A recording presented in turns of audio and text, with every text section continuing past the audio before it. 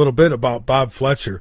But please, again, make sure you get over to the website. Check it out. We put news stories, which will appear on the homepage down near the bottom every single day. Sometimes we miss out on the weekends because, even we need days off. But so anyways, who is Bob Fletcher? Well, he's a businessman.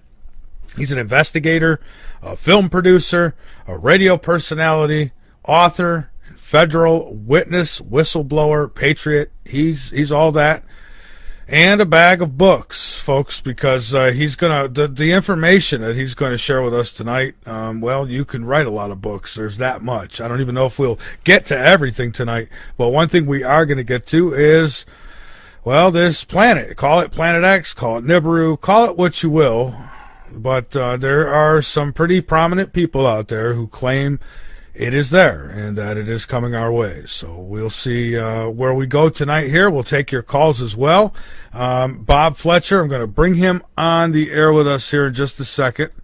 Doing all this on my own, folks, so I got to kind of talk you through it as I go. Otherwise, it's going to be dead air. All right, so here we go. Bob Fletcher. He's been here before, by the way. All right, I'm just waiting on an answer, and we'll get this. Okay, I see what happened. All right, I got you now, Bob. That's I was a little confused. I couldn't hear you, but now I can. Uh-oh. No, All right. Well, welcome aboard. I appreciate you coming back on Late Night in the Midlands, and I'm looking forward to hearing from you tonight. Thank you very much, and we've got a lot of new things I want to talk about, but basically it's all the same, our same consideration, our serious problem out there. Yeah, absolutely. Wherever you would like to start would be just great. I'll tell you, I would like to say this. I seen this on your website, the crop circle picture, which I've seen that crop circle before, but what I haven't seen before is how you laid it out. There's another picture below, and it pretty much shows the constellation and what you're looking at in that crop circle. And yes. I think you know what I'm talking about, right? Yeah, I do. Of course, that's one of 800 million bits and pieces, but yes, I do. Yes, yeah. The bottom line is, and actually, there are several others that I don't feel schooled enough to really get into that too much. But nonetheless, there are several that are all kind of indications of the Nibiru coming back in.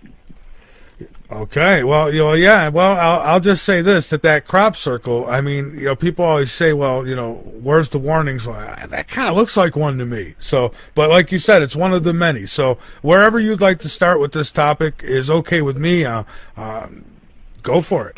Okay, and unfortunately, because I've been doing this not necessarily with this particular subject, but my investigative stuff.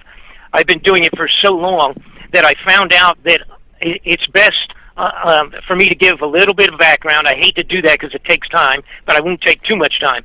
But people have to, so that they understand, in my case, I've been trying to, chasing bad guys, basically, in government for so long.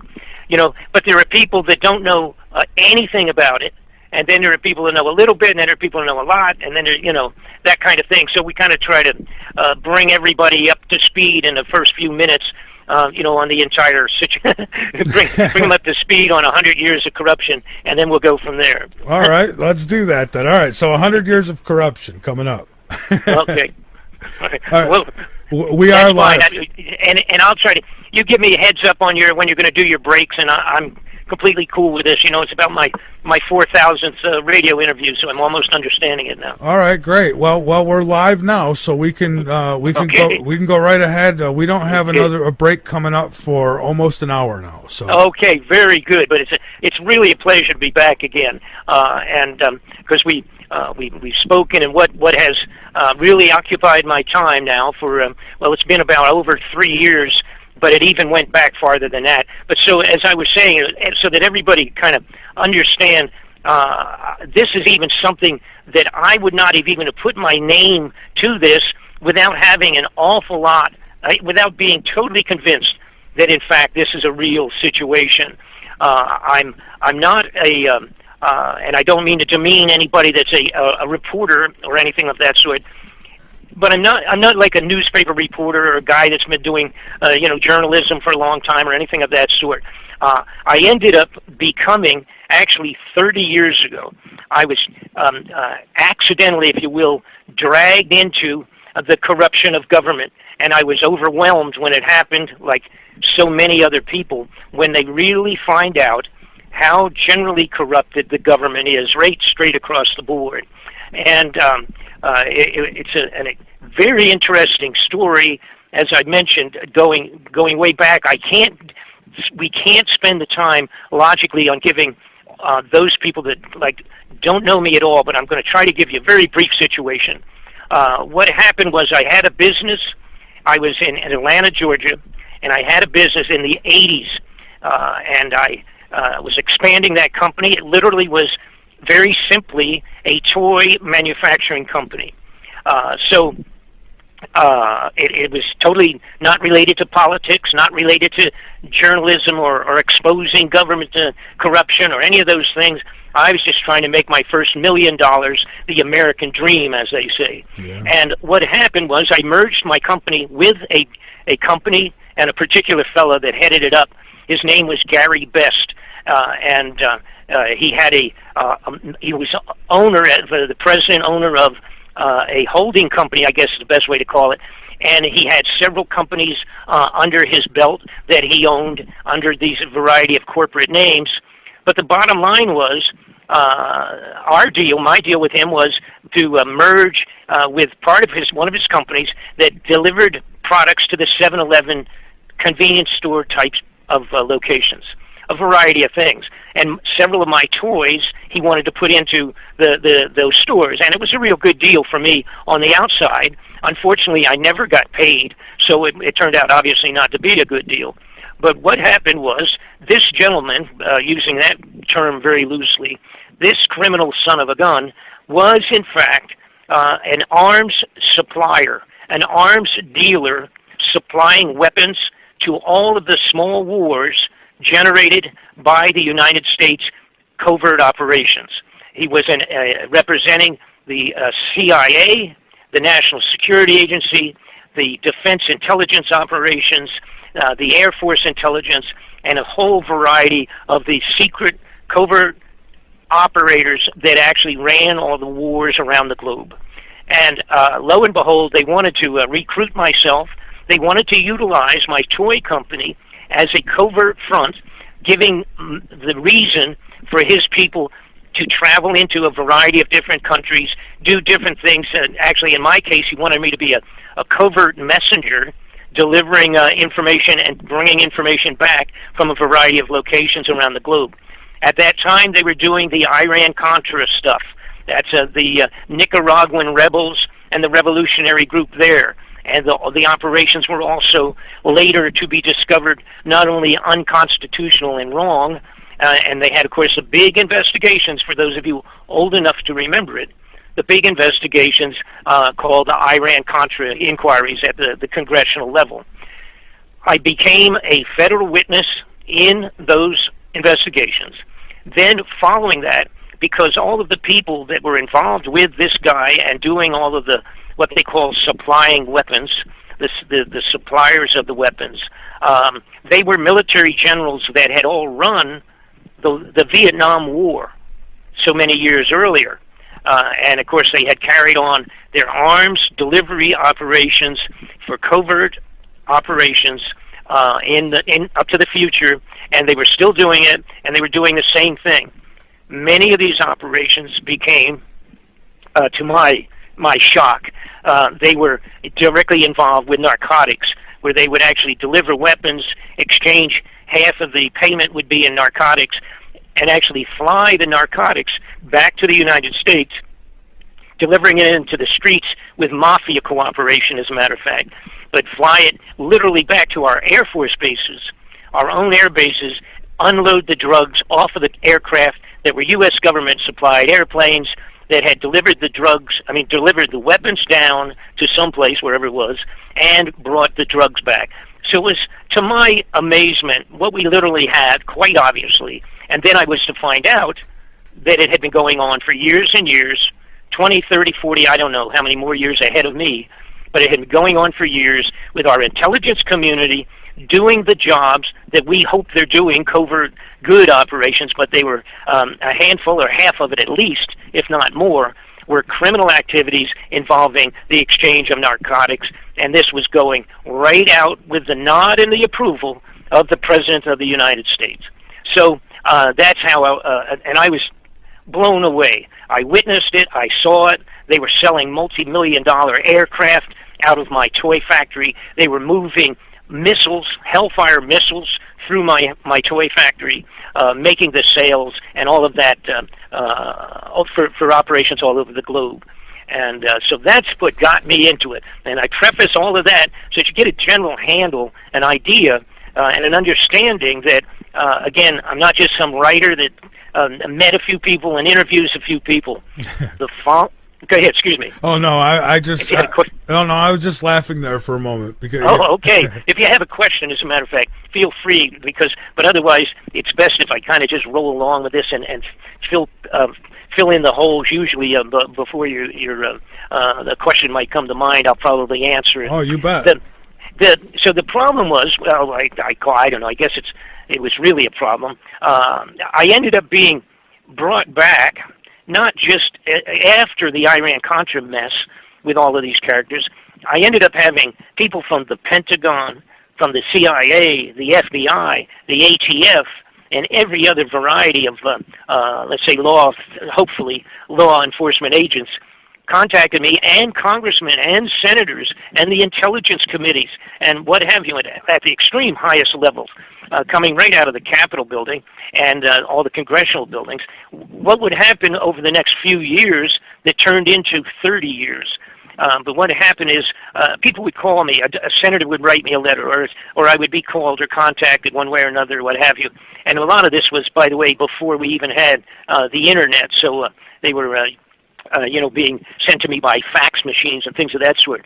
But the questions were, coming from those folks, was over and over again, somebody would say, Bob, what do you know about this name? What do you know about this operation? Have you ever heard the name of this operation? Or do you have any idea, have anybody, this guy and that guy and that guy that was involved with your toy company, had you ever heard that connected to this other name over here?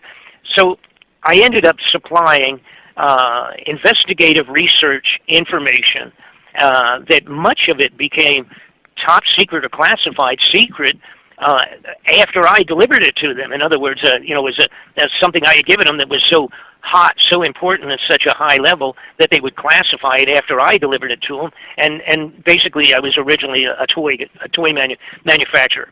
Now, not to shortchange myself, and part of the reason of how I had been targeted to be merged with this operation. By the way, it was called Vista. VISTA was the name of the corporate entity that had all of these operations going on.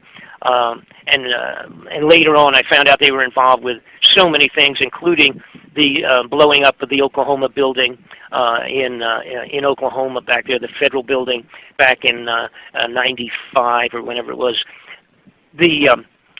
But they had their hands in many dirty deals, way beyond what I ever would have expected. So, I became a guy that was an investigative researcher with people, became friends of mine, congressmen, senators, Central Intelligence operatives. One friend that became real close, and she was a woman a little bit older than myself that had been in the CIA and connected it all the way back to Ronald Reagan's time.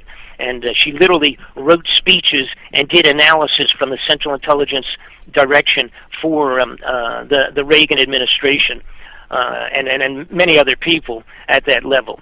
So when as I moved forward, as I say, I got dragged into just a huge multitude of extraordinary investigations and inquiries.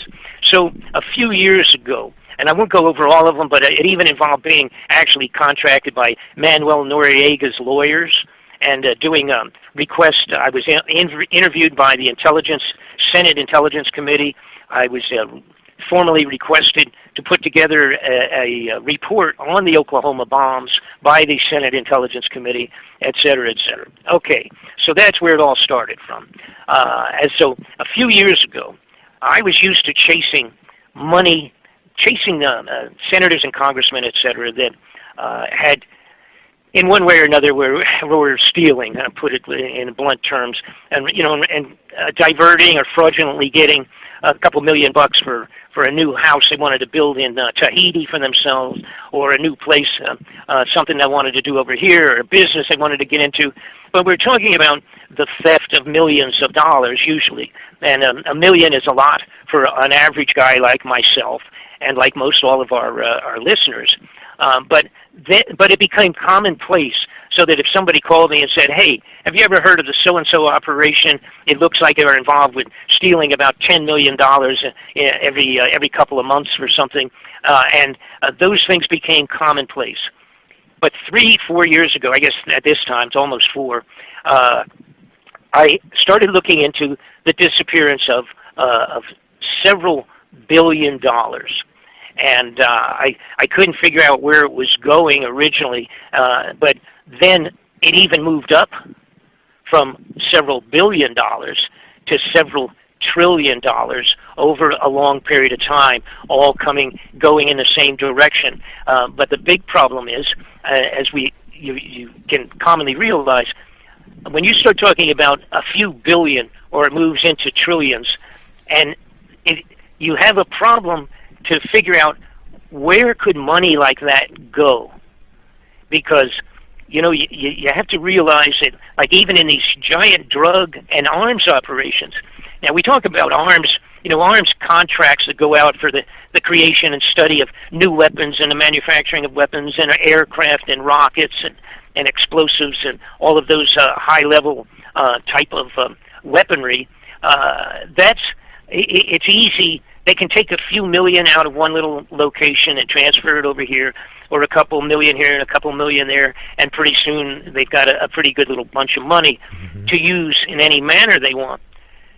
But if you get beyond billions and start talking trillions, and then you really have something strange going on, even for the commonplace thieves out of Washington, D.C. And by the way, there's nothing partisan on this at all. My discovery was that the Senate, the Congress, and assigned people that are, let's say, at the ambassadorial level, the assigned people, the people that are not even elected and are appointed into these high positions of the administrations with each presidency, those people, there's no keeping track of it. It's so profuse. So as I looked into it, for one thing, I discovered that the gold was all gone out of Fort Knox. Absolutely gone. And a lot of people don't realize that foreign nations have huge amounts of gold. I'm talking tons of gold on storage or deposit in the Fort Knox establishment, which is, in fact, of course, overseen by the Federal Reserve System. The Federal Reserve System, to most people's surprise, is nothing to do with the United States government. It is a private group of banks many years ago that bamboozled themselves into a position of being the overseers of all the production of money for the United States. They are the overseers of the gold in Fort Knox and the interest rates for the world coming out of the United States.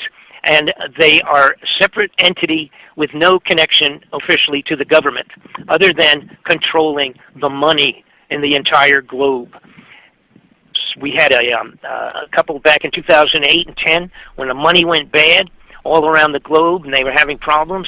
A couple of countries, and one of the primary ones was Germany, came forward and they came back to the United States and they said, "We have 1,500 tons of gold on deposit at Fort Knox. There has been no audit of that money, that gold, in years and years, and the last one was almost a joke. I think it was back in '74, and it was actually a joke. It was not a viable audit at all. They showed them like a broom closet filled with gold, and they said, "Oh, okay, it's all here," and that was the end of it. So they came over. The Germans needed the money. Their banks were on the rocks, and they said, "We need to take a few thousand blocks." They needed to take out at least half of their 1,500 tons, And they were told that they could not, and they would not get an audit. They would come back in 7 years. This was 2013. They said, you come back in about 7 years, in 2020, and we'll see what we can work out for you. That was their first response. So that was by our own Federal Reserve. And they told them that we're not obligated to give you or permit you to do an audit. So what also happened around the same period of time, Senator Ron Paul came forward, and he said the same thing. He said the United States people, the people that the taxation and the money and the gold in there belongs to the American public. We have to have an audit for the Senate and the Congress. They told him the same thing. They said, you have no permission to request an audit from us, so go away. So the bottom line was, and matter of fact, there ended up being several other amazing incidents I won't get into, but the International Monetary Fund of the European banks did the same request and were told to take a hike and go back to Europe, go away. And also then, just before, going backwards a little bit on this, just before the 9/11 synthetic terrorist event that took down the Twin Towers, the day before that, the fellow who was in charge of the Defense Department at that time, Donald Rumsfeld, came forward on a congressional inquiry, like one of the many that I was involved with, and he was asked a variety of questions, but he came forward and said, we have, at the Defense Department, now listen to this figure now, he said, we have lost $2.3 trillion over the last few years that we cannot identify in our budget. The Defense Department literally had lost, according to them, $2.3 trillion. All right, so let me get back to my situation where I was trying to track some of this money, and which is overwhelming kind of a thing. And by the way, another point that I want to make is that in terms of having hands tied and what have you, people don't generally realize that senators and congressmen do not, most of them, with the exception of a few, most of them are not qualified, are not cleared to have secret or above secret or top secret clearances. So that when they sign off, the Congress and the Senate signs off on what they call covert or black operations, and it may be like one single contract for $1 billion, or it could be 5 contracts in one afternoon for $22 million each going out to a variety of directions. They have no idea, in reality, where the money's going, how it's being used, et cetera, et cetera. All right, they're giving a general vague thing like something that will say so-and-so operations, advanced study on solar system tracking, radar, and sonar. And it'll say $64 million going to the Bendix company or someone, whomever. Maybe it's Boeing, maybe it's whoever. All right, so they sign off on that, but they don't have the permission or the right or the clearance for these top secret inquiries. They cannot find out where the money goes. The senators and congressmen that represent us do not know, are not privy to where these covert operative monies go to. And this is, by the way, not even getting into the criminal side, like the narcotics-connected operation to the Central Intelligence, et cetera, not even getting into that, but strictly on the what we might call legitimate covert operations. And a surprise to myself also was, although once I understood it, it became rather clear, but there are approximately 4 to 10 levels of secrecy above the president's office. So you actually have secrecy levels in our government where people cannot even look at a piece of paper, all right, relative to an operation, that literally are above the level of the President of the United States. So it is very possible that huge, outrageous, unbelievable, not just theft, but operations and uses of money that can never even be looked at by the President because it's an ongoing, let's say, a development of a weapon or a group of weapons, for example, that had started 2 years before the President came in, the president's going to be there for 4 years, and it may run the studies or whatever, manufacturing and testing of that weapon may run 3 years past the president's reign in office. So therefore, you don't necessarily want them to know about it. All right? And I'm just giving a logical reason for an extraordinarily interesting situation. So I started snooping around. The problem that I had was, where did this money go to? And it's continuing to disappear in huge amounts.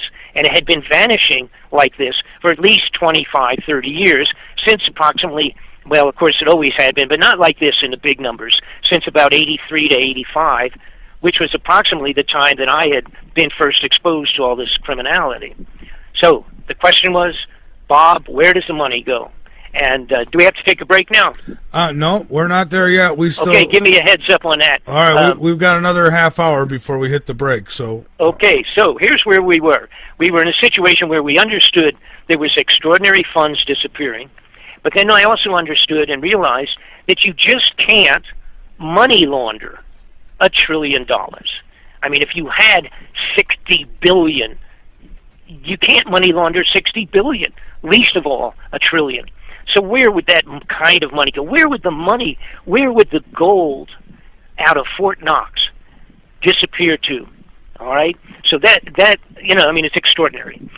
So I put feelers out. I started doing some research in a lot of different directions, and I had remembered one guy, a fellow that had come to me and sent me photographs and some films, actually videotapes at that time, back in 1995 or in that area time, about underground facilities that had been built underground in the United States, and that he had made truck deliveries, and told me, you're not going to believe this, but I drove into a facility in Texas and came up, ended up making my delivery in Louisiana. And I said, what do you mean? And he said, I drove underground about 800 to 1,000 miles. And he's talking about underground highways. And he had sent me videos and photographs.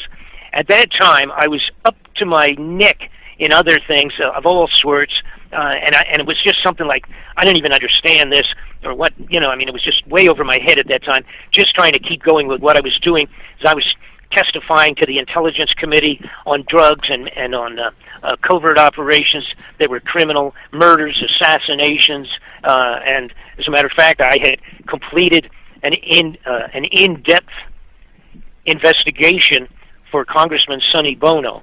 I had delivered it to him. We worked together, his office and myself, for about 8 or 9 months, maybe a year almost, and he finally contacted me, and I was living in California.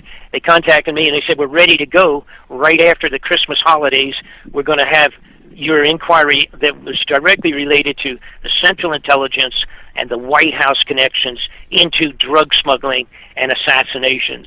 And I was elated. I was excited because the Congress, Sonny had set up to where he was going to have the ability to have subpoena powers, which means the people that were going to be brought up to talk about this couldn't just say, I don't know, I don't remember, that's above my level, or somebody else will have to answer the question. They couldn't sidestep it because they were going to be forced under the subpoena powers that they were going to be obligated to answer the question, or they could be put in jail until they answered the question. Commonly, subpoena power is not involved with Congress and Senate investigations. Sonny had set it up. We were ready to go, and 10 days later, he was murdered on the top of the ski slopes, pistol whipped to death, dragged up against a tree, and told by everybody that he had died with a stupid accident, running into a tree and banging his head on the tree and dying. That's completely a lie, and I did a separate investigation. If people are interested in that, I'm going to give you my address. I want to grab up a pencil and paper, write down my address. For those of you who are computer savvy, some of you, I know some of my older friends are not involved with it. I'm going to give a regular mailing address for those of you who are not on the computer and want to get some of our reports. They're all available on DVDs. They're all investigations that I was directly involved with and not externally looking at. But it's Bob Fletcher, Post Office Box 216, Bayview, Idaho. That's Box 216, Bayview, Idaho 83803. 83803. If you want to write me a note, drop me a note, and I will return to you a little catalog sheet shows you what's available to you, so that you can go over these things that I'm talking about. They're extraordinary, and they include people from the CIA being named by names with the biggest drug smuggler on earth, originally out of Cambodia and Burma, that area. Actually, the military generals naming the names all the way up to the White House of the people that were buying the drugs back a few years back. I mean, it's a mind-boggling investigation. That's part of Sonny's inquiry. All right, but now you guys that are on computer, my website is it's Bob Fletcher Investigations.com. It's BobFletcherInvestigations.com. Go on the computer and you can locate my website there. It's got, matter of fact, it has pictures and everything, and a little bit of some footage of several of these projects I'm talking about. Now, let me get back to where we were at. All right. So this fellow tells me, and again, now this is going back into to the old days, so to speak, in '95. I looked at, pulled out pictures and films that he had sent, and son of a gun, what I ended up discovering, I'm going to speed forward a little bit here, what I ended up discovering that we had built around, beginning in, some of them were already underway, but the big movement started about 1983, when apparently the news had come in to the White House that there was a Planet X, and there was a Nibiru planet that was headed apparently back in to circle the sun one more time. Prior to that, of course, it was kind of like, I don't know, nobody was sure. Some people that were astronomers thought it was out there. Some people didn't think it was out there. Some people had spent an entire lifetime studying this. But it was not until 1983 when the Reagan-Bush administration had sent out into outer circles of our own solar system the first infrared telescope that could send back pictures. And apparently that was the period of time in 1983 when it was realized that this planet was existence and kind of head back in. Now, the underground facilities had been started to be seriously constructed right around that period of time, and many things changed. Many things changed in Congress and in the Senate and in the projections and their budgeting. And they eliminated a lot of things from NASA. They changed and switched around. They started talking about a thing called Star Wars, which was to create some kind of weapons and telescopes and systems to keep track of. Actually, they were telling us it was the missiles that Red China might launch. The reality was that they were sending them out to do serious studies on the incoming potential of Planet X. So what we had was what apparently they decided to do, and this is where the money went. I figured it out finally, that track where it would go. They had constructed over the years 100 underground facilities in the United States of America. These are survival hideout locations for the elite, the criminally oriented elite of some of the highest levels of our government. And some of them are big enough to handle 8,000 to 10,000 people. Some of them are for smaller numbers, but nonetheless, most of them can handle 1,000 or 2. And of course, these are the wealthy, elite, separated personalities that control all the criminality out of our government. They have been supplying them via railroad cars, actually with train cars running into under the ground, into the granite mountains, if you will, into subterranean cities located all over in the most logical places in the United States. And they include a railroad system with magnetic levitated trains that can move almost at the speed of sound. They travel at 400 miles an hour underground. There's, of course, no intersections or anything, so they just, once you're in them, you just push the go button and zap. you're going magnetically levitated 400 miles an hour, so you're in your next location pretty quick. They have developed underground nursery growing situations underground where they not only have brought in foodstuffs, survival foods, over the last years, but they have manufactured and created a manner by which they are able to grow food substances underground in many of the locations. And again, most of them, or many of them, are interconnected in the tunnels underground. Mm-hmm. Now, that's amazing to a lot of people. Maybe if there's, I think everybody sort of had heard stories about the underground operations and facilities at the Denver airport. All right, that's true.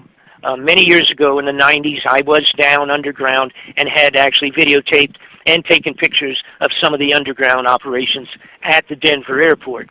But that's not, that's one location. And again, we have Bob, approximately, yes. Bob, where are those videos today? Because I know people would love to see them. Are they still around?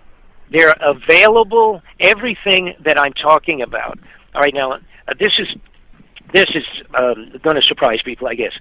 Everything that I'm talking about today, and I will be talking about here in the next hour or so, a couple of hours, is available. They are on the new DVD that I had finished and completed.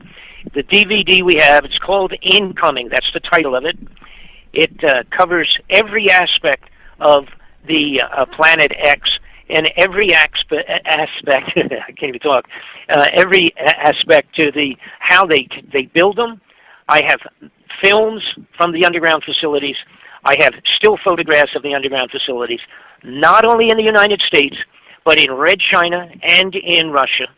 The Russians have several thousand underground facilities that were completed and ready to go, so to speak, in the the last months of 2014 and 13.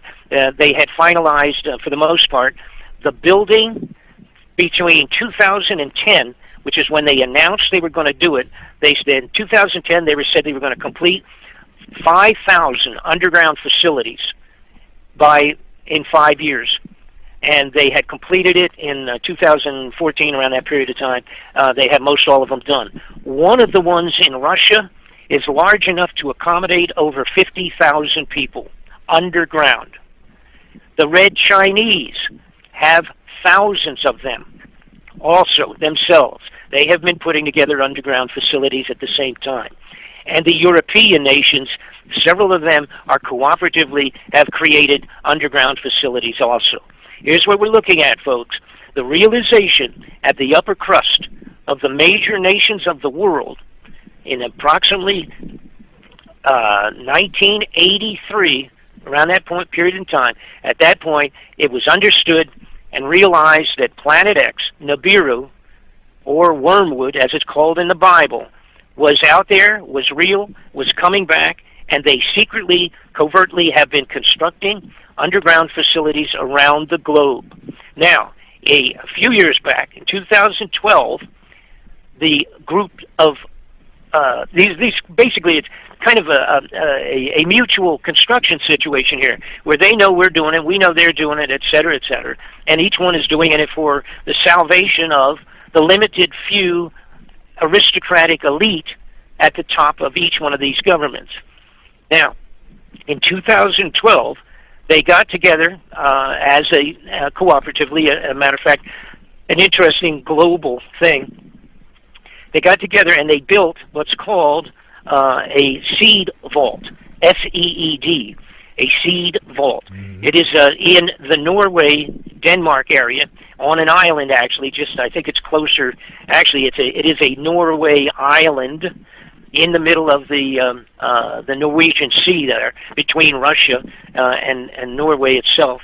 And they built cooperatively in 2012. It was finished, and it contains every known growing seed of, actually not just one obviously, but there's billions of seeds in the seed vault, and it is a under the ground, into the side of a mountain, deep freeze vault for all the growing seeds of the globe, so that they can reseed the face of the earth after Nibiru or other galactic type of a problem was to come. They didn't want to tell anybody it was Nibiru specifically, and they're not going to tell anybody. But the bottom line is now, if you have a computer, you can go on and you Google Seed Vault Norway, and you will get it, and you can see it yourself, the picture, location, all the rest of that. Now, all of this is also in our DVD.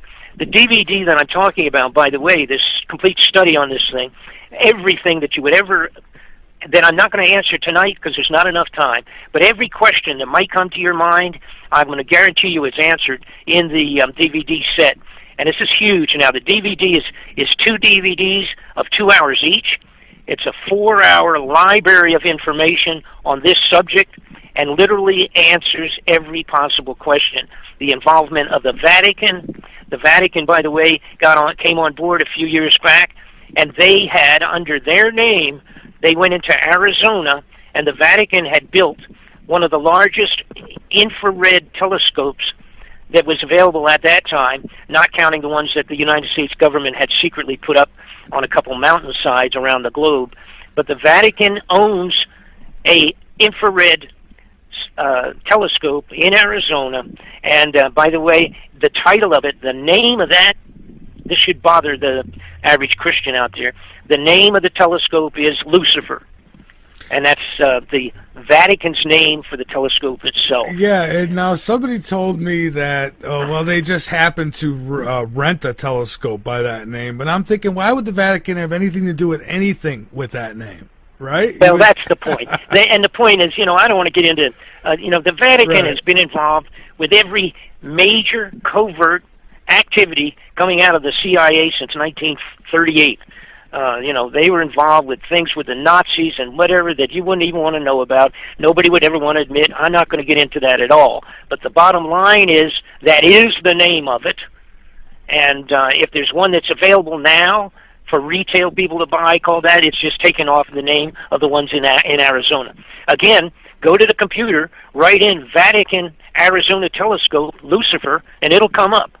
Period. All of this stuff is completely there, and everything I'm telling you is completely shown, including internal underground pictures of the facilities in the United States. Not all of them, obviously.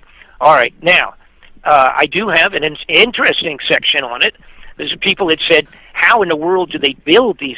How could they build these facilities so fast that you're talking about some of them like a few thousand in a couple of years in Russia? How did they do that? How's Red China doing all of these, the extraordinarily ones that they have? All right, we have drills. Actually, now the globe, the whole, everybody, Russia, Red China, and the United States and Europe, they all have them now. We have drills so large, and I show a whole bunch of them in the DVDs, the pictures of them digging the holes themselves. The bottom line is we have drills that drill into the side of a mountain and can back out, go a couple miles a day, back out, and you can drive an 18-wheeler, and in some of them, you could drive 2 18-wheelers next to each other in the size of the hole that they make with a single wipe of these drills. An amazing one that I show in our DVD set is the one that the Chinese have. It's their own. They're making them themselves. Of course, half of them, this stuff, they just steal what we've done and go ahead and do it. Some cases they do it themselves, and we steal their ideas back from them.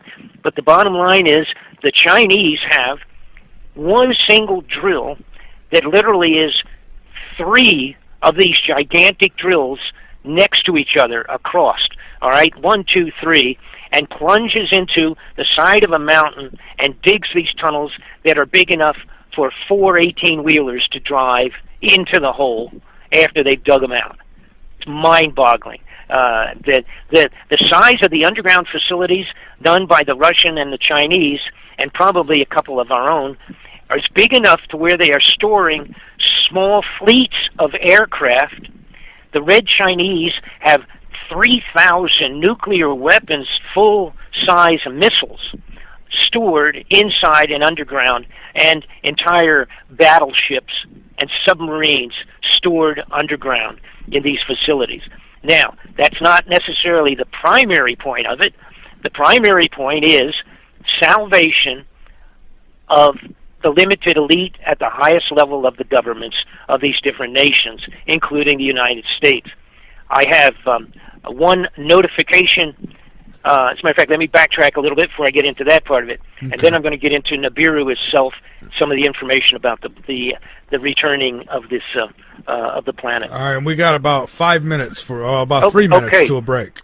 All right, good. Well, what I will mention at this point in time is that what I found out they had, and now you understand when we're talking billions of dollars just to build these underground facilities, and billions of dollars to put mag-levitated railroad cars in it, and billions of dollars doing these literally connected highways and facilities sufficient to keep thousands of people alive for an unknown period of time, maybe 100, maybe 50 years. Well, it makes sense where the missing money, absolutely. And so that was the aha moment when I realized all of this, and then there's still an awful lot to come. But when I realized that this literally all existed and that it has been underway for so many years.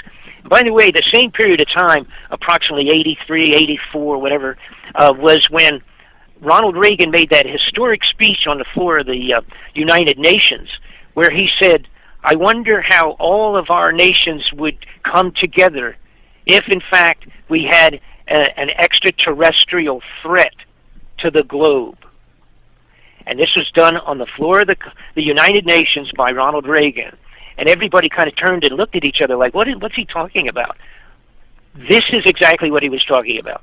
And a short time after that was when everybody was notified, by the way, you guys better start digging holes for you and your family because this is what's going to happen. Now, as far as I'm trying to hit on some of the most important things because we can't cover everything. Right. Oh, some of the other things. Well, I want to save the rest of the Nibiru and some of the fine points about that for a little bit later. Okay. Oh, the big deal is this: during a period of time, let's say going back straight 10 years back, many companies that retail dealers and sales of survival foods, freeze-dried foods, the dehydrated foods, and the foods that can last for 10 or 30 years, many of them actually going the last 5 years, couldn't get orders. They couldn't get they were ordering, but they were being backlogged. They were being told they were being back ordered. They were being told, we can't ship that for another 90 days. We can't do this. Because the U.S. government had contracted and had obligated 95% of everything they produced.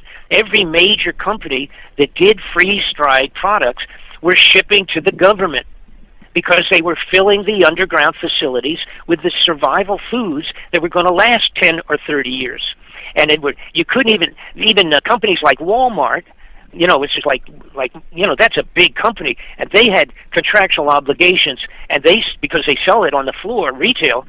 But if you go through there, you'll find there's only a few cans. You go to a Walmart store, and they have this whole section there, and it's like they got like 35 cans and a few boxes of freeze-dried stuff because they couldn't get it, and they're still not able to get it like they want to. Because, in fact, it's going underground to the underground facilities in the United States. Now, right away, I'm trying to think of the random connections because I'm going to get into the serious part about Nibiru when we come back from the break here. Okay. All right, because we're about due here, Bob, so we better... Okay. All right, so let's hit that break, and then we'll come back and talk some more. So just hang on the line. We'll be a few minutes. Everybody, my guest is Bob Fletcher, and we're talking about Planet X. I've given him the floor. I've allowed him to give the backstory and work his way up to it because that's what I do. I mean, he's got some information to share with you. I think you should get it, and you're getting it uninterrupted. How about that? So we are going to take a break. I do want to make a quick comment, however.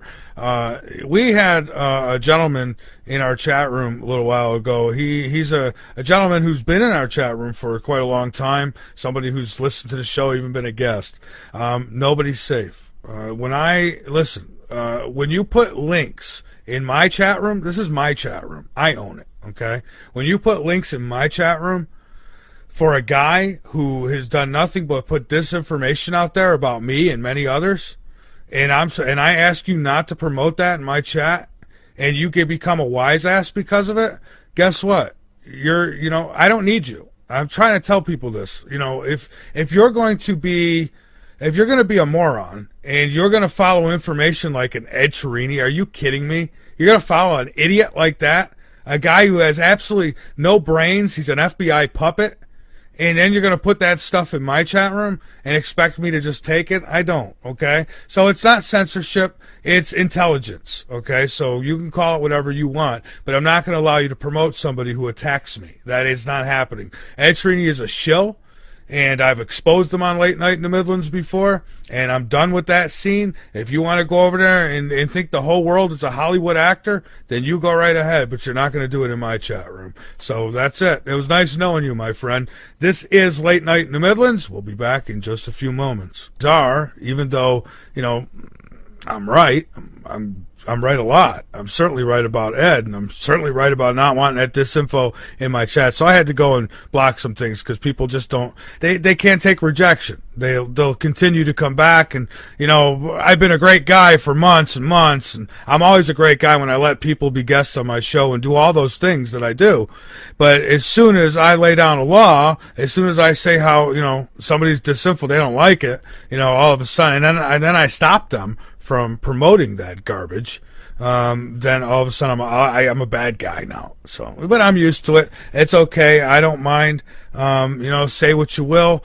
But no, that guy can't be promoted. Not in my chat. Nowhere where I am, because it's ridiculous. I mean, we might as well be promoting Barney and all that good stuff too. I love you, you love me stuff. We might as well be doing that if you're going to promote Cicchini. Whatever his name is there. If you do go to the guy he's promoting, you go check out that website or even type in, I don't want to promote the guy, but even if you type in, you can see he's got down there where I'm an actor and that, I'm Adam Walsh's kid, or I am Adam Walsh, he says, and that I didn't get my head cut off and now I'm playing the part of this. And the guy's in a fantasy land. You're going to promote that stuff? Come on.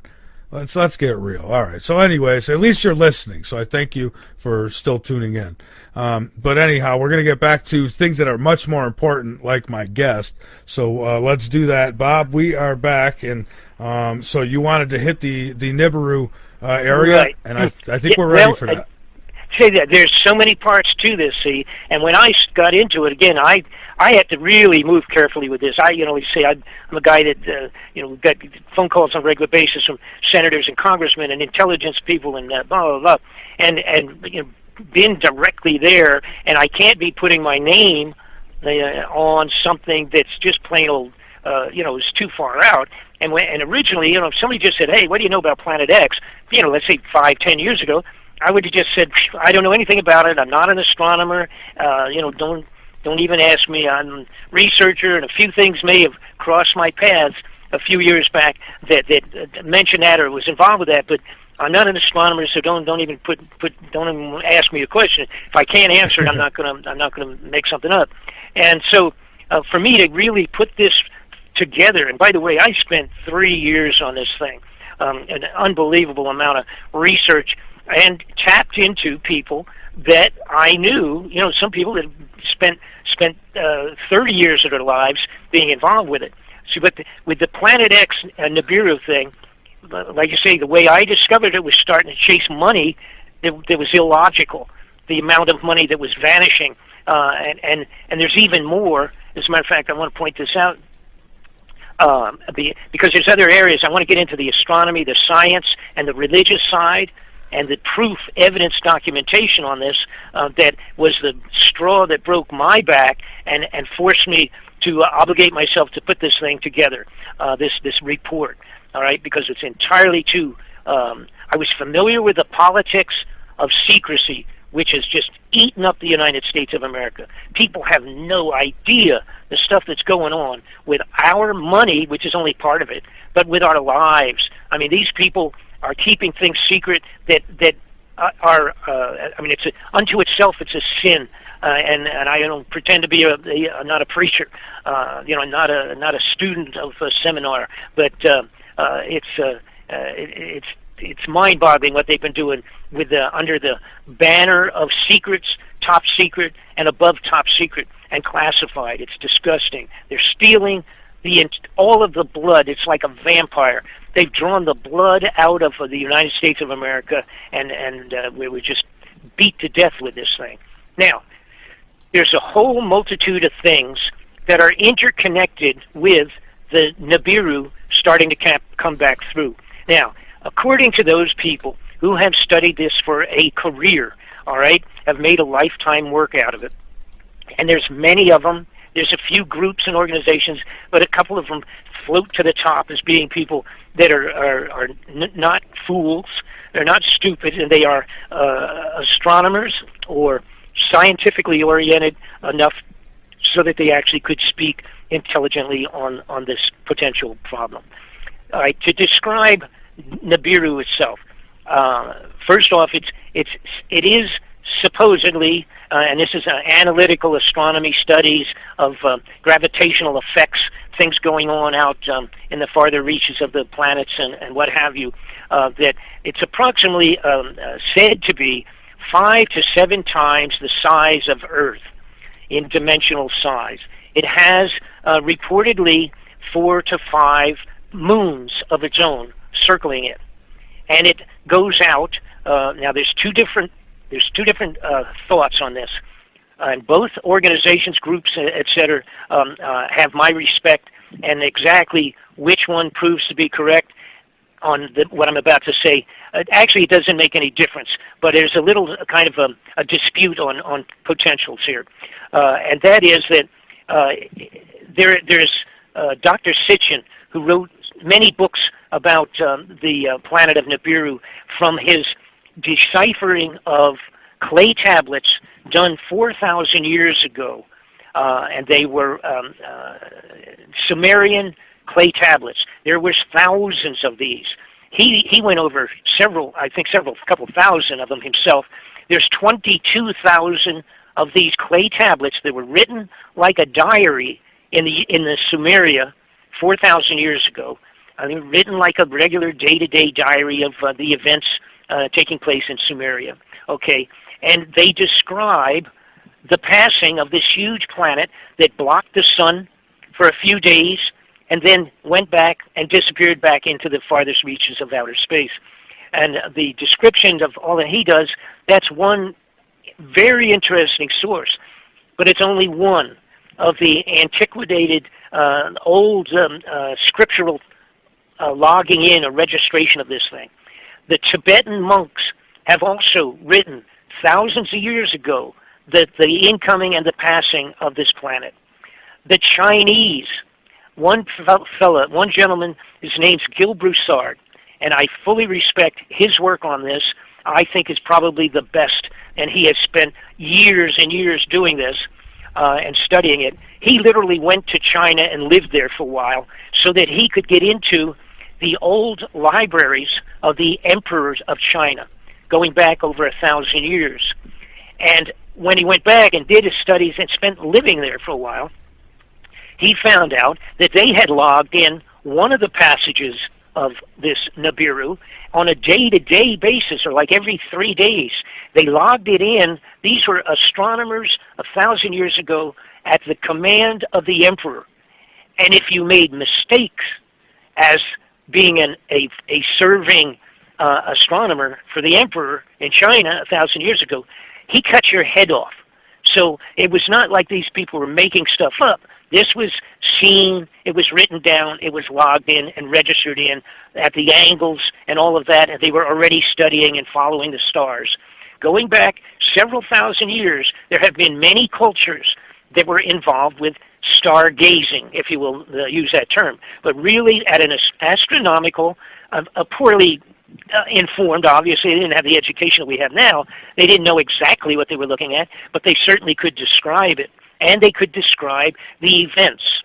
And Gil Broussard had gone and done a magnificent relationship, not only of these other foreign scriptures, the writings of emperors of 1,000 years ago, but the biblical relationship. and all of these in the Bible that describes this to the T, including, of course, in Revelations, which describes what will take place when it comes passing close by. It's not going to hit the earth. It is that's not going to happen. But the gravitational effect on it, and the fact that it will be dragging a tail behind it of an extraordinary length, and the width approximations, the width of the diameter of this planet coming in, going around the sun, and then back out, we want to pass through on our normal rotation around the sun. We will pass through that tail 2 times.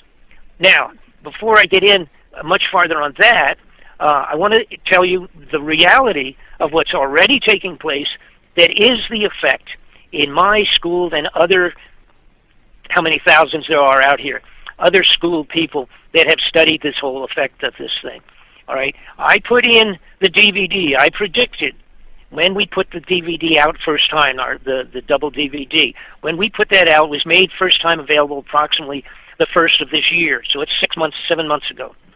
And in it, I did predictions with everybody said, oh, you shouldn't do that. See, if you make a prediction and it's not right, then you look like a jerk. I said, well, if you look at the whole thing, you're going to realize I'm not a jerk. And whether they all come exactly about as it appears scientifically it will, well, then it's going to happen. And one thing was, I said it was going to affect the weather, that the weather on the entire globe, starting last year at the beginning of this year, was going to be never going to be the same again. It's already going to affect the weather in a very short period of time. And Bob, we got a question from the chat. This listener asked, does Bob know if the Anunnaki or other inhabitants are coming with this system? Okay, no, I don't know. I will say one thing. See, in part of Sitchin's writings included, of course, the talking about the Anunnaki, that it was part of the Anunnaki putting together the clay tablets themselves, etc., and that these were supposedly an alien group coming off of possibly one of the moons that's traveling with and around the Nibiru or Planet X. I don't know, but I will. Let's. If you read any of Sitchin's works, you realize basically what is said in there, because a lot of people said, well, maybe the aliens are going to help us, maybe they're going to prevent it, maybe they're going to change the direction or do something like that. They did not do anything 4,000 years ago to assist us. I don't know anything about that. I'm not a mystic, I'm not a psychic or any rest of that. I'm dealing strictly with factual events. And I appreciate that. What Sitchin implied was that those persons that were on the earth and did their kickstart on humanity, so to speak, that they, realizing Nibiru was coming back, they got in their spacecraft and got out of town.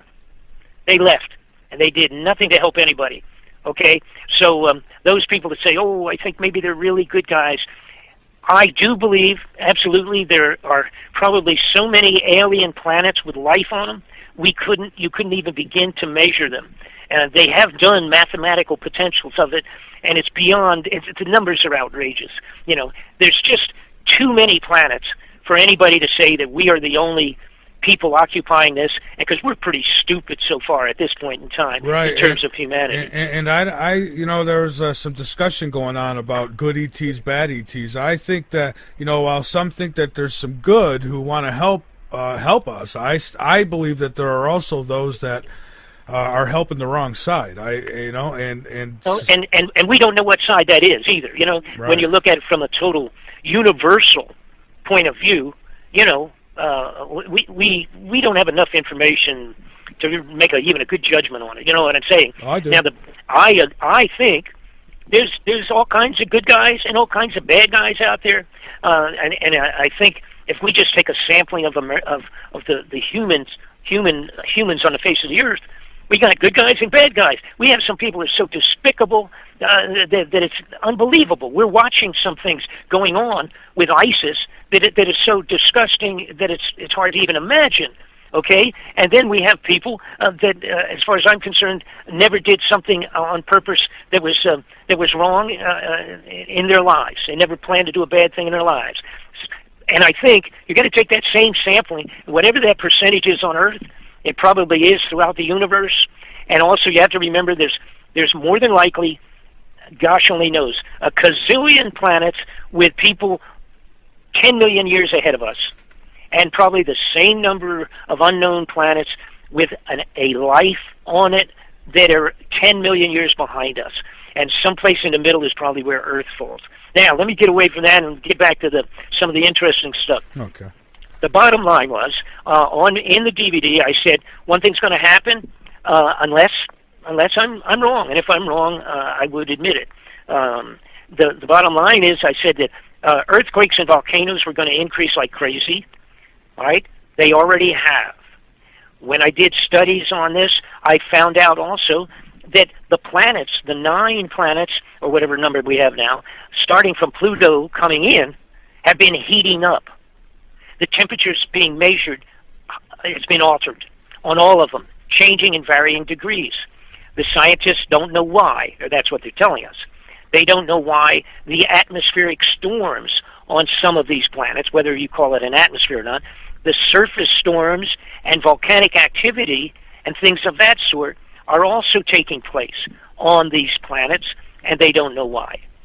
A couple of them have switched their north and south poles, or have altered, have deviated, or have deviated in their normal orbits, are wiggling, jiggling in their orbits.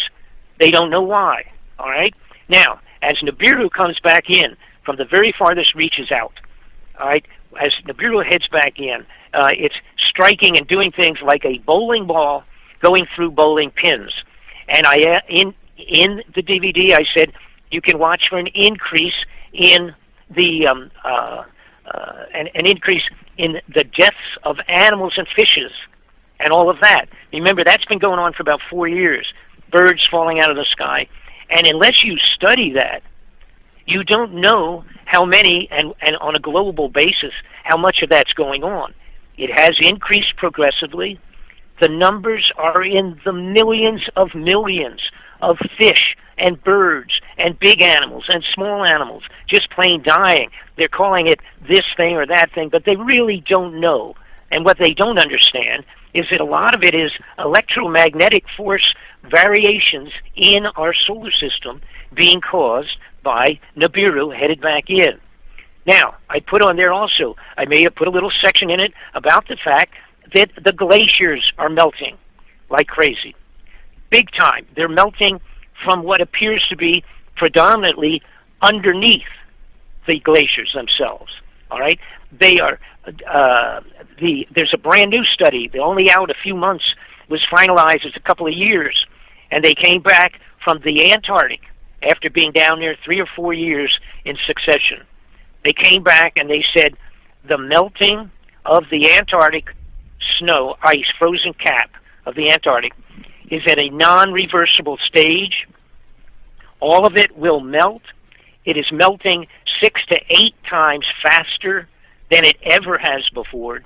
And it is, all of that water is going in and causing variations in the temperature and in the saline, the salt count in the ocean.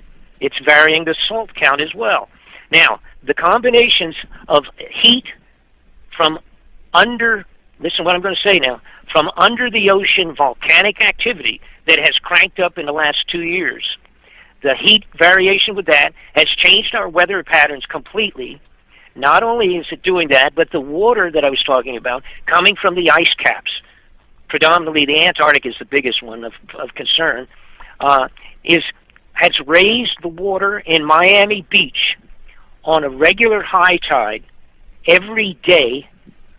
And listen what I'm saying now. Every day in Miami, the water from high tides are now going as much as 5 blocks into the city of Miami Beach. And a year ago, give or take a couple months, they went in and put millions of dollars of water pumps in Miami Beach to pump the water. Every high tide automatically kicks in to prevent it from destroying multi-billions in dollars of businesses because the water has raised that high on the coastline of Miami. And this thing is not even close to being here yet, folks. And it is a long-term, it is a long-distance effect of the planetary effects of this thing within our solar system. Now, what I want to get into, that everybody always wants me to get into this early, but I'm not going to do it. And that is describing some of the potential, not only the actual effects when it gets close and as it comes in, and what the worst of it will be. And I have to mention something. Many people, including astronomers, that that are at the level where they know about this and may shoot their mouths off about it, have been terminated. And it includes, a couple years ago, a group of astronomers who visited, had a meeting together with themselves to discuss this in, I believe it was Switzerland. And they were in a gondola, and the cable broke, and 12 of the most important people doing studies on this were dead in about a 15-second fall over the Alps. All right, we have a lot of other people that are at the highest levels of intelligence and potentially have been removed going back to the 80s and the 90s on this, where they may have known the plan for the underground facilities for the limited few and the plans for those people to go underground with our taxpayers' bucks, close the door behind them, and tell us lots of luck, and we'll send you a cable. The bottom line is, anybody that comes forward and has the credibility. See, now I'm just a guy out here. It's easy to make fun of me or whatever, and say, oh, whatever, what does he know and all that. That's easy, all right? But if someone like Princess Diana knew about it, or somebody like that, and all of a sudden they were gone. The heads of the CIA, the major elderly heads that had retired, have all died under suspicious circumstances, starting with Bill Casey in the 80s, who was at the desk in 83 when Ronald Reagan would have been presented with the intelligence information on Nibiru. He retired, he didn't get to retire. 1985, he was in the middle of the Iran-Contra investigations. Told a friend of mine, mumbled to my friend who was literally in the offices up there. He said, I'm going to talk next time I'm up. I'm going to clear this. I'm tired of all of this stuff. I'm going to clear this slate.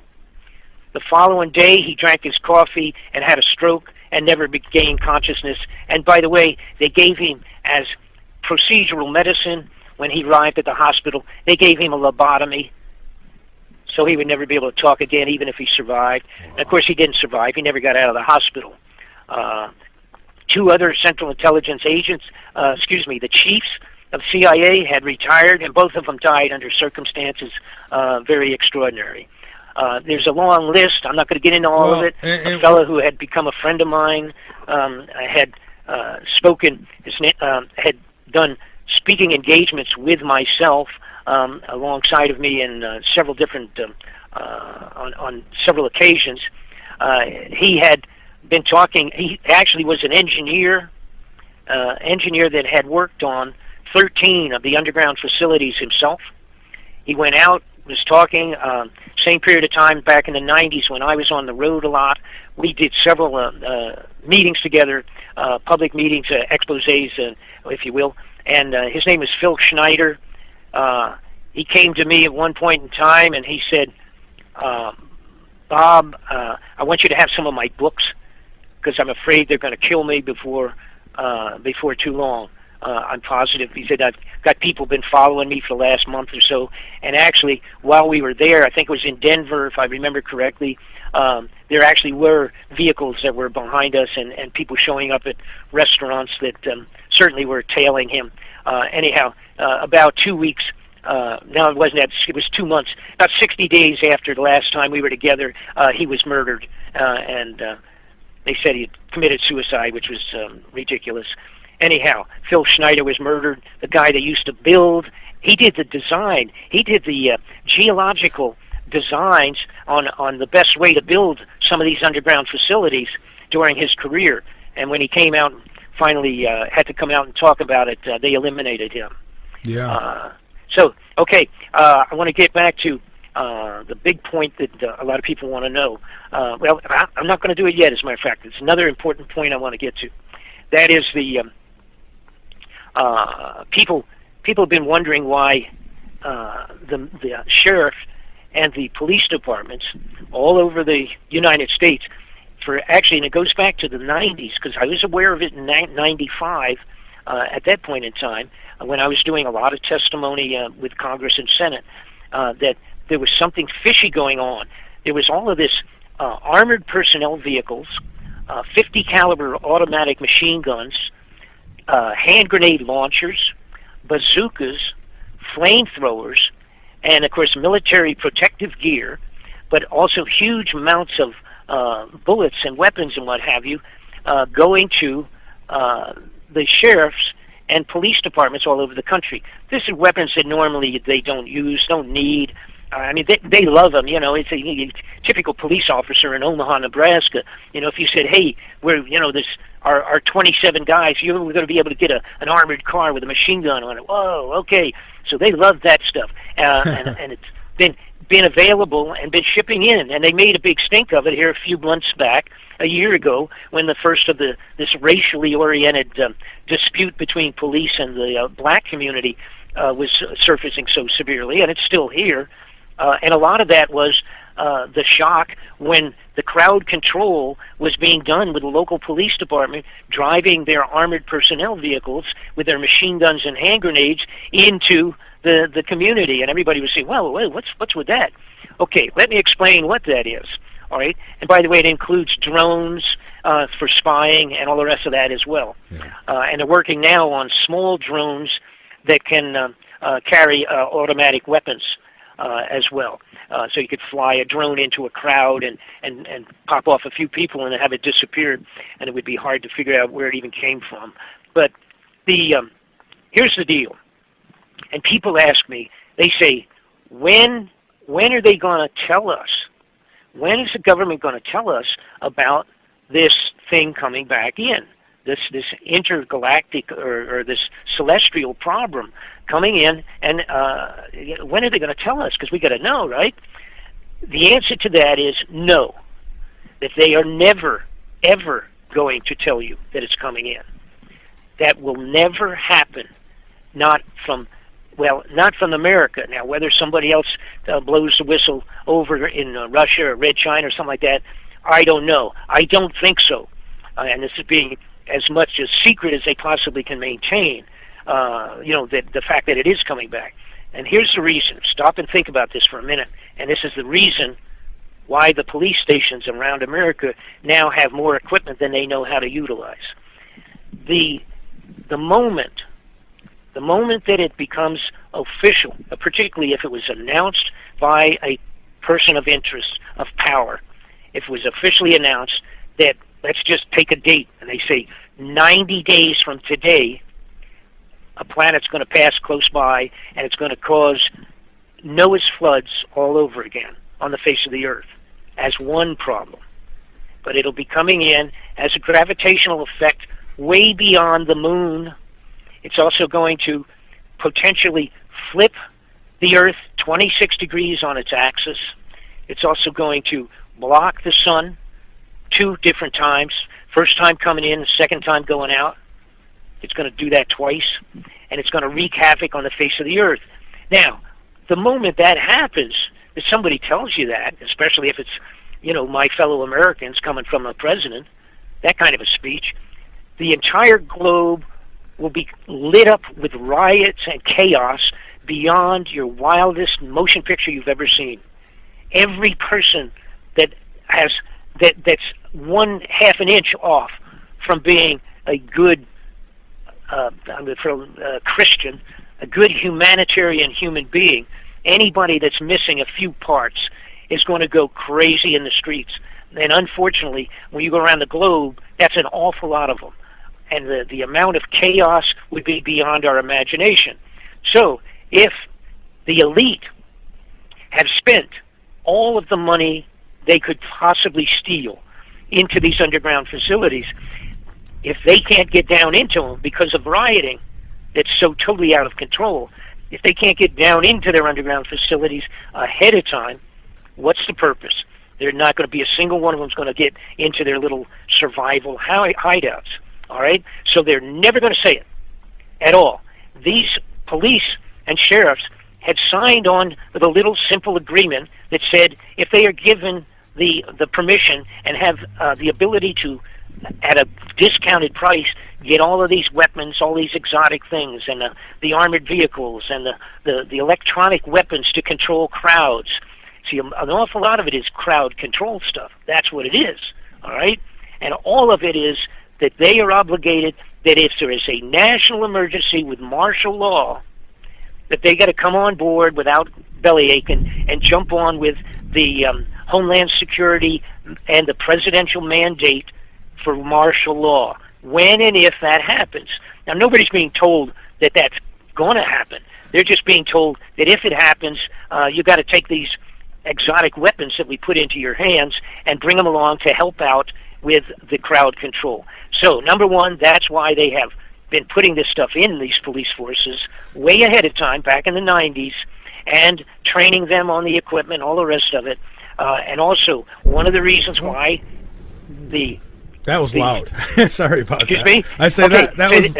It's also one of the reasons why over 1 million, actually originally it was 500,000, but now my understanding is passed to 1 million. 1 million of coffins were purchased a couple of years ago by the CDC in Atlanta, all right, the disease control. Under their banner, they bought over, back then, several years ago, actually 2-3 years back, they bought 500,000. Now it's up over 1.5 million, is my understanding, of coffins designed, plastic coffin containers designed for cremation and designed for 4 possible people to fit into them. Maybe 2 children and a couple of adults could fit into a single, and they're patented specialized coffin containers that are built so as to not put out excessive residue when they're put into a crematory oven. We have pictures of 500,000 of these at the CDC's location in Atlanta, Georgia. That's included in, of course, in the DVD I was talking about. Now, let me get back, move forward a little bit on the problems that we are going to have as this thing. I covered some of the stuff that has already taken place. As we speak today, there's something like 35 to 45 volcanic eruptions taking place, full-blown eruptions while we speak. All right? There are earthquakes. The numbers of earthquakes are amazing. We had one 2 days ago in San Francisco. A fairly good size, 2.6 I think is what it was, something like that. Big enough to shake people and rock and roll. The earthquakes and volcanoes are interfaced. There is a stress going on the entire surface of the crust of the earth and has been increasing on a regular basis. What that does, and there's a great new study, one fellow that's actually been able to study it and understand it well enough that when an earthquake takes place in 3 locations, it causes a given amount, obviously, a given amount of stress on the surface. And this fellow has now figured out by triangulation that, in fact, in 3 places where there are earthquakes, that there will be a volcano in a sort of like a triangulation situation with the stressing of the crust. So what he has figured out that after a given amount of time, like 2 to 5 days, something like that, with earthquakes at A, B, and C, he can show point D where a volcanic activity will regenerate. And many of these volcanoes are very old, 1,000-year-old volcanoes that have been dormant for years and years and years, and now, because of the stress situation, movement of the crust itself and the plates, all right, we're getting earthquakes which are generating then volcanic activity. There's a volcano a few months ago that started to blow 400 miles off the coast of Oregon. It's under the water. It is changing the temperature of the water. It is changing the fish direction, which is causing sharks. For now, all of a sudden now we have shark bites all over the place. Sharks are attacking swimmers.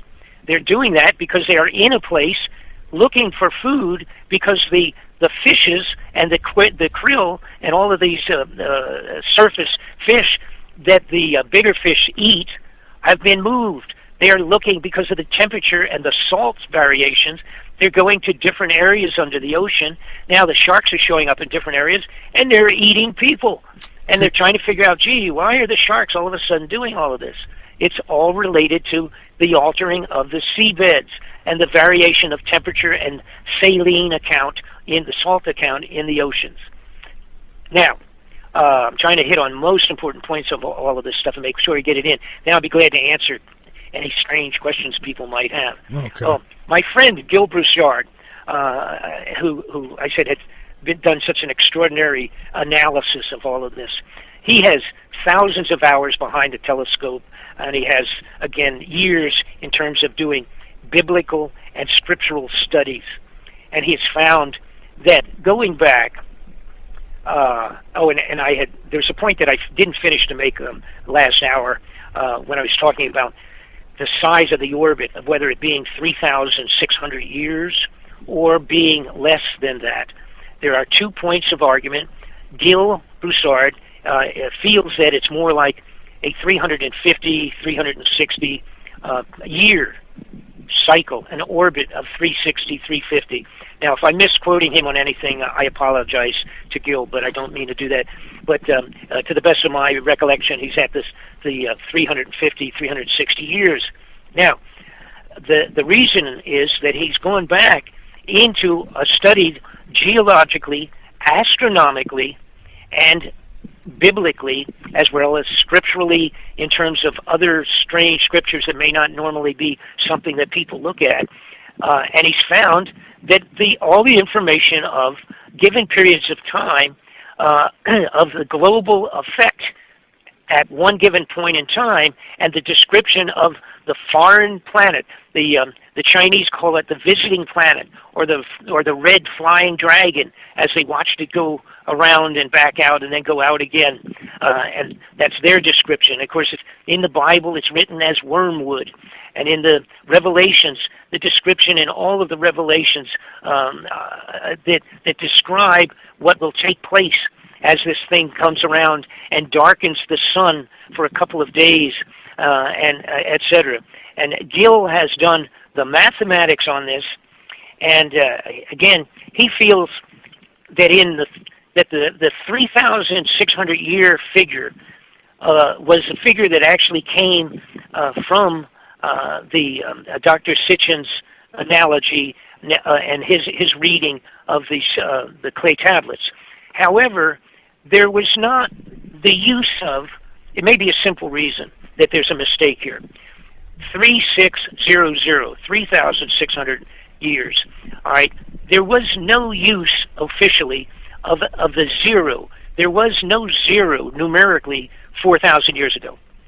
It was 1,000 or 15 or 2,000 years ago when it was first introduced as a figure. In other words, they always would have said 300 times 6 times 4 plus 9 or something of that sort to come up with a full figure. They did not have what was just a zero for numbers. So the possibility of, over the period of 2,000 or 4,000 years, of that zero erroneously being put on there at the end of 360 might be where the 3,600 came from. But Gil's research brought him to come to the conclusion we were looking at a orbit of about 350, 360 years.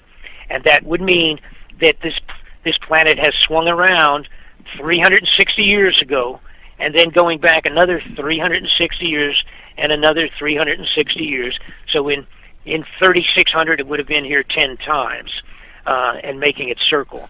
It causes a tilt of the Earth of 26 degrees, apparently. This has been written scripturally several times that was what happened, and it can be done, so it can be indicated by looking at the star locations and the constellations of people that had written down when it came around last, and you can go back and look at it.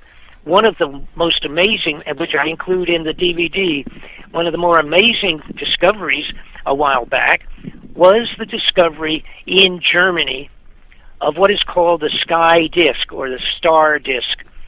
This was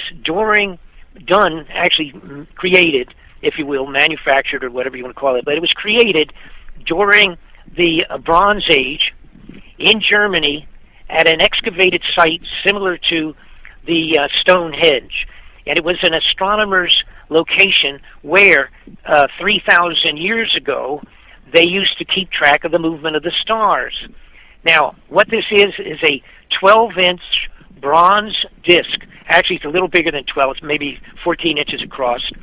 And it is highlighted, and a drawing is done on this bronze disc, and it's done in gold.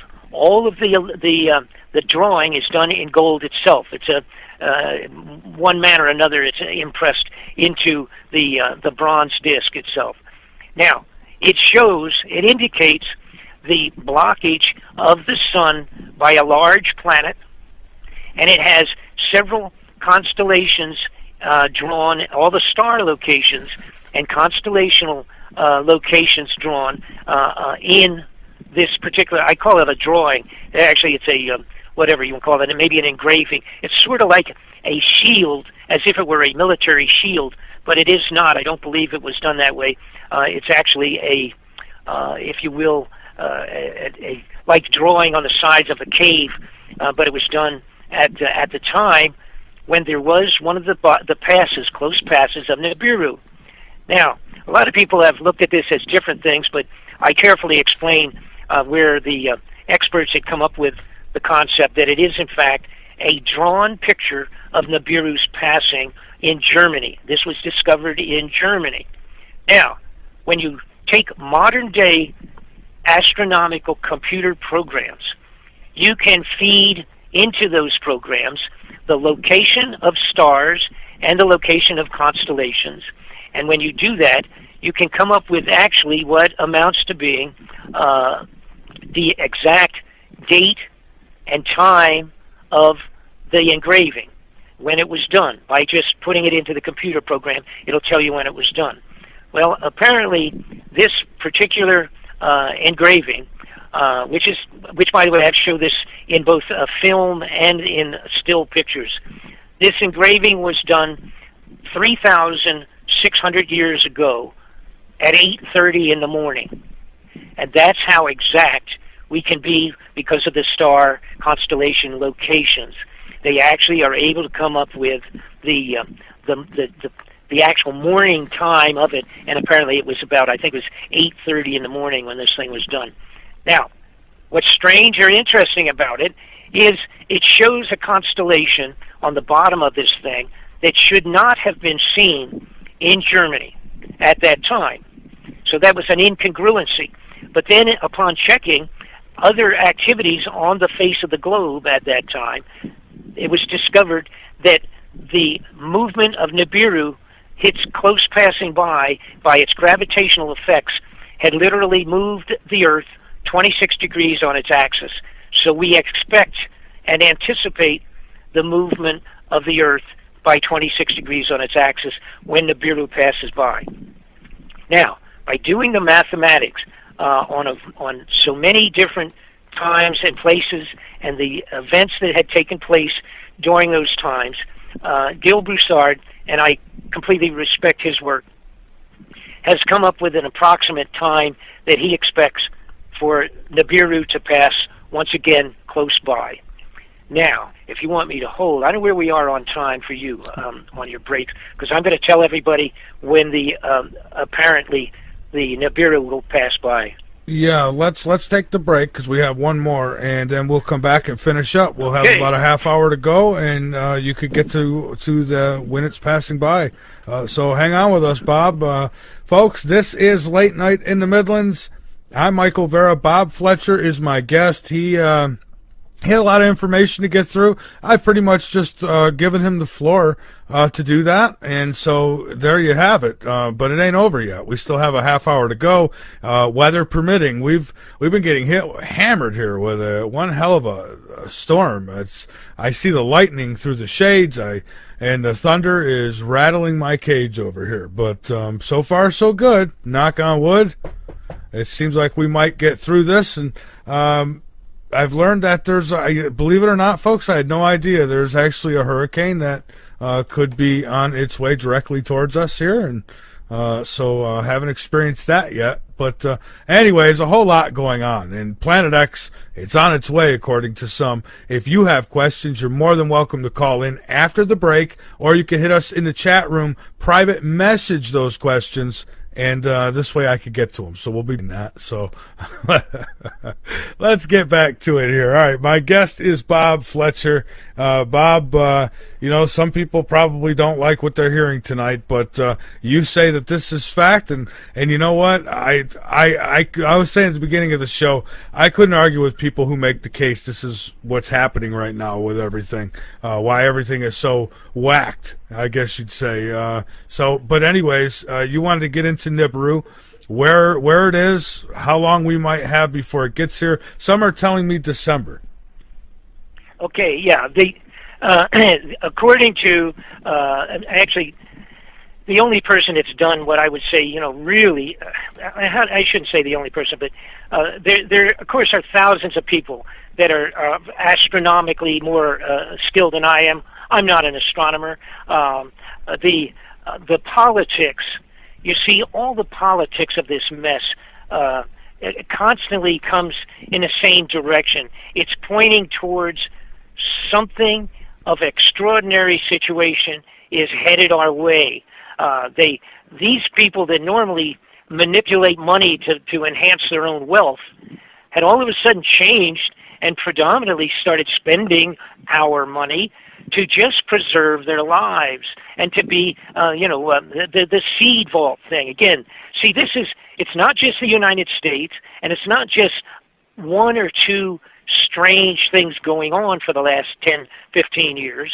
It's a multitude of strange things, and they all fit into a situation that apparently the wealthy elite have built underground hideouts throughout the globe for themselves, and when the time comes, they're going to be gone. And the money's already gone.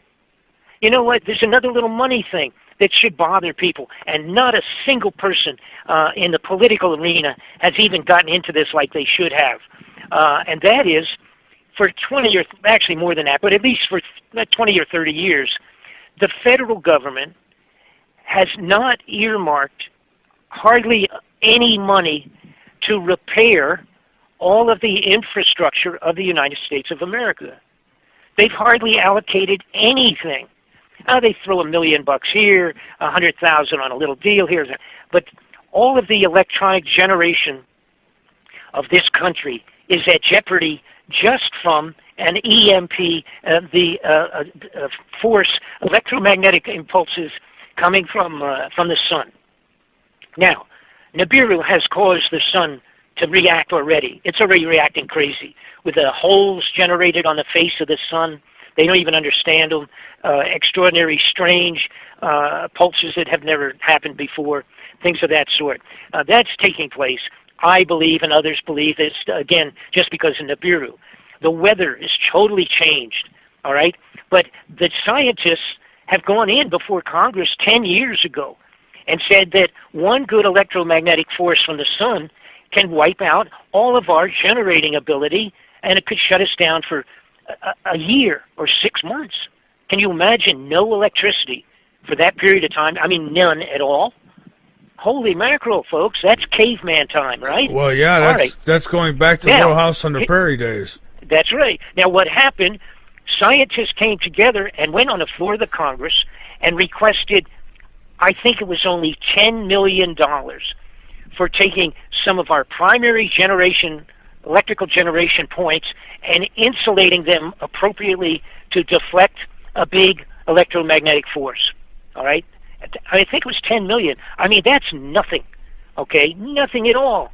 Trump could do it, right? Okay, out of his lunch money. Right. All right. The point is, why have they spent nothing?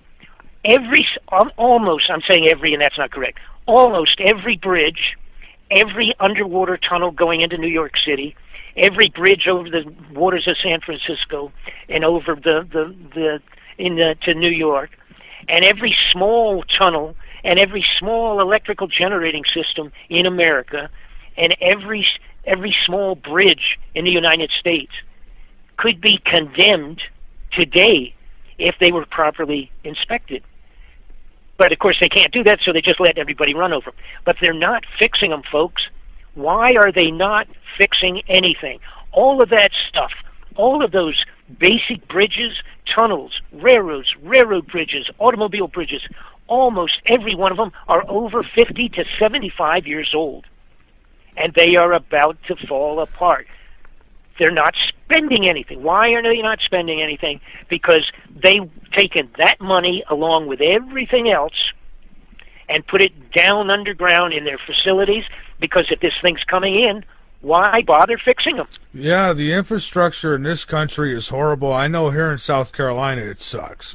No, it's the whole country, and it's so bad. I traveled around the country. I even was the candidate, and I'm going to say it, on a Democratic ticket, but it had nothing to do with the Democrats, but I happened to be on the Democratic ticket. I ran for the Congress in 1990 in Orlando, Florida, running against a corrupted congressman down there. And I did actually did extremely well, considering I had no money and no background, so to speak. But I ran and came within 9 points of taking the seat. But that's another whole separate story. Matter of fact, see, what people used to say, if you're worried about the government, why don't you run for Congress? Well, I did. Okay, so back at you, I guess, is the way to answer on that one. All right, now let me get to Nibiru. Apparently, because of the historic scriptural information, and I say scriptural using that in terms of old script, Himalayan monks on the top of the mountain, biblical writings of every sort you could imagine. The corresponding dates and time of the passing of Nibiru has always been, as I'm about to say, visually seen. And by the way, one reason we can't find it real quick right away, people always say, why can't I see it? Why can't we see it? Because it doesn't generate its own light.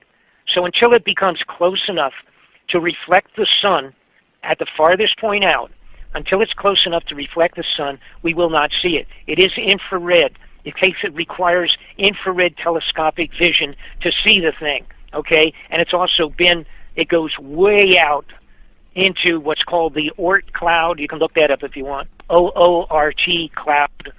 It goes way out into the Oort cloud, which is a huge bunch of junk floating around in outer space that encircles our entire solar system. And it's a big bunch of space junk. Okay, it's called the Oort cloud. You can look it up for yourself. So just another one little point. Okay. The point is it goes way out, so it's not easily seen. The other point is there's an argument as to whether it is on what they call the plane of the ecliptic. That is basically the flat plane, so to speak, the flat plane that all of our planets circle around the sun. If you sitting in a chair, you put your right arm out to the side, your left arm straight out, that would represent the plane of the ecliptic where most of our planets circle with us around the sun. If you go down about 12 inches with your hand, that would be approximately 30 degrees off of the ecliptic. Many of the astronomers are saying the possibility exists that Planet X is on a plane of its own, orbiting on approximately 30 degrees off of our ecliptic. So it would be theoretically, for simplistic terms, it would be coming in like from below and coming up on an angle, passing up around the sun, and then going back down on an angle to be out again, not on the same plane that we are all on. Okay, just a little scientific question that's out there. Well, so instead of it going from, say, right to left, it would actually be going from up to down, like through the disk?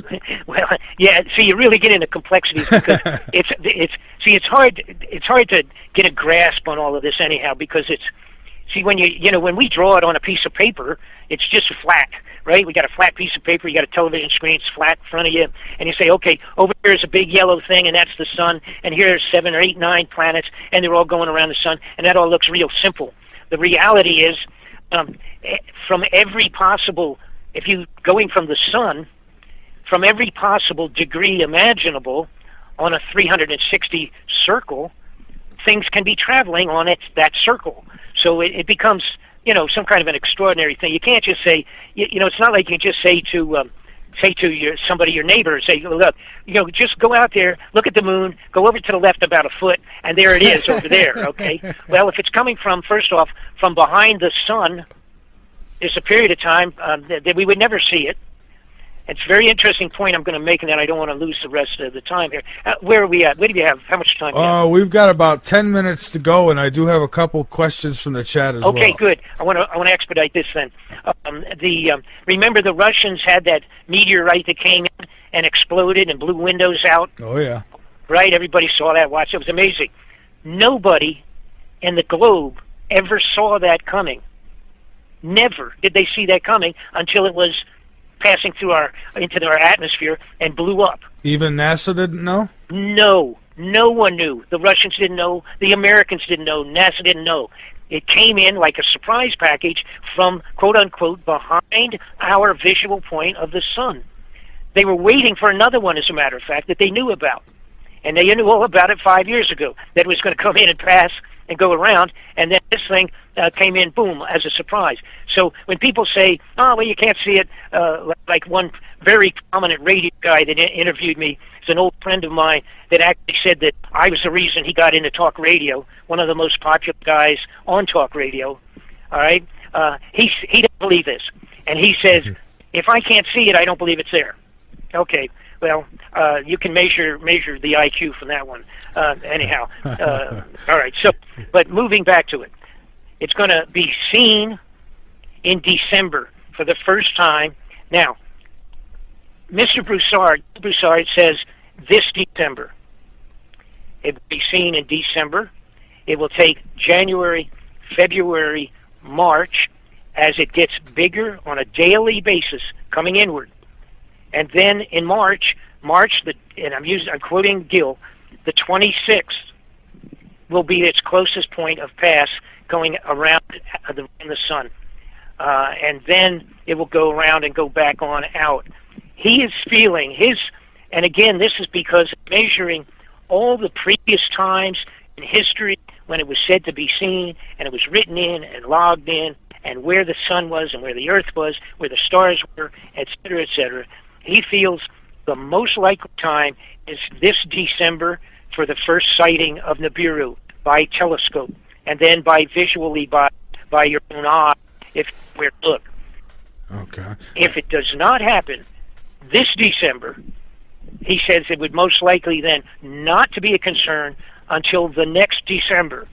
It appears that in all of the writings of all the times, including the Bible, of when the stars were blocked and the showers of meteors and the water flooded like the floods of Noah and all of those things and all the rest, not just biblical but other scriptural identifications, it appears that it was always December, January, February, March, and April, and then back out again and be gone for at least 350, 360 years. Now, it could vary in the amount of destruction. The problem is, number one, the flooding, because of gravitational effects. It could be like Noah's floods, yanking the water right out of the seabeds. It could, according to old writings, it could, in fact, tilt the Earth 26 degrees on its axis.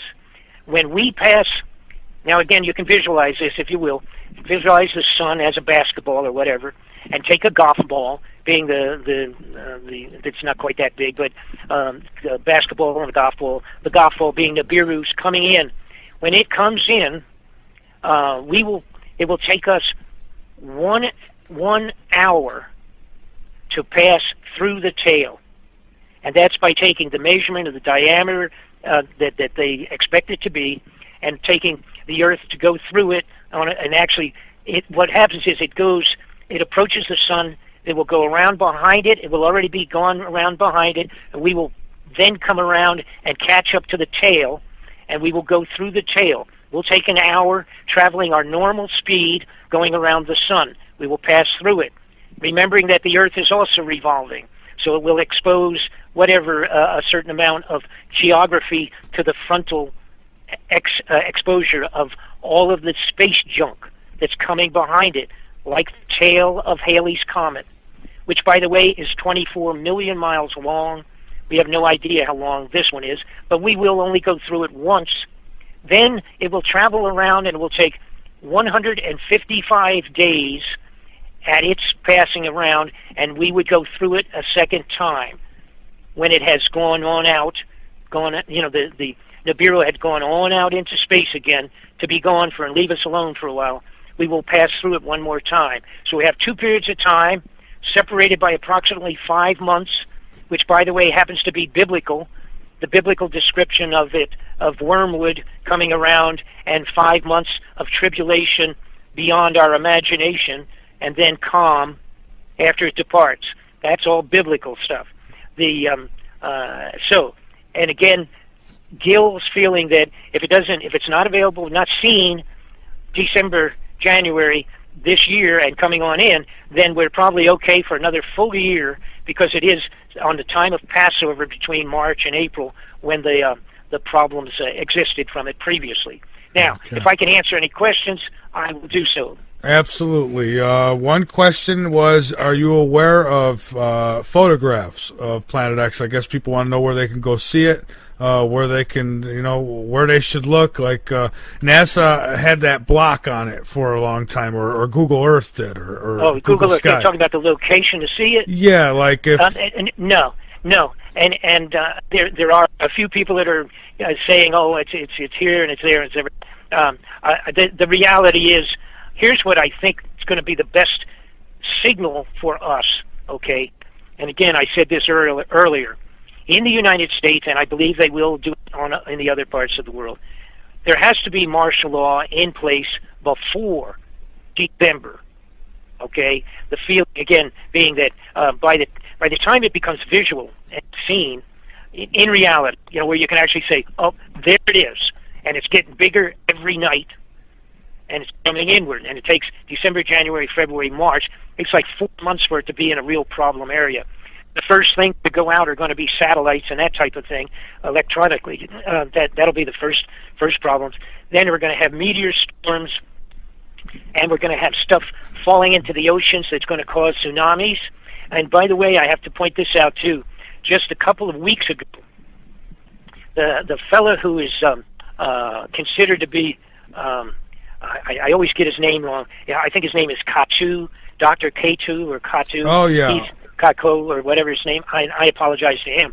He was on ABC, at CBS, and CNN, all of them, just less than a month ago, a couple weeks ago. And he said that they are anticipating off of the coast of Oregon. Remember I told you there's already a volcano. They're keeping that quiet. They're saying that there's a big, strange, unusual blob in the water that's heating up the water. Believe it or not, that's what they're saying on television, a blob. It's not very official. But they don't want us to understand what's going on. They don't want you to put 2 and 2 together. Okay, Kaito was on all the major networks. He said they are anticipating a movement of the plates seismographically off of the coast there, the west coast near Oregon. That's where that volcano is already bubbling.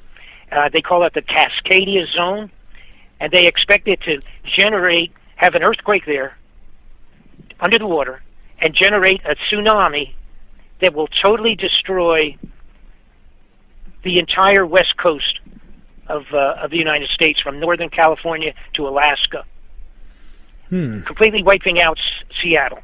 Well, and they are anticipating it, and it was on television with him explaining it and talking to the people about it.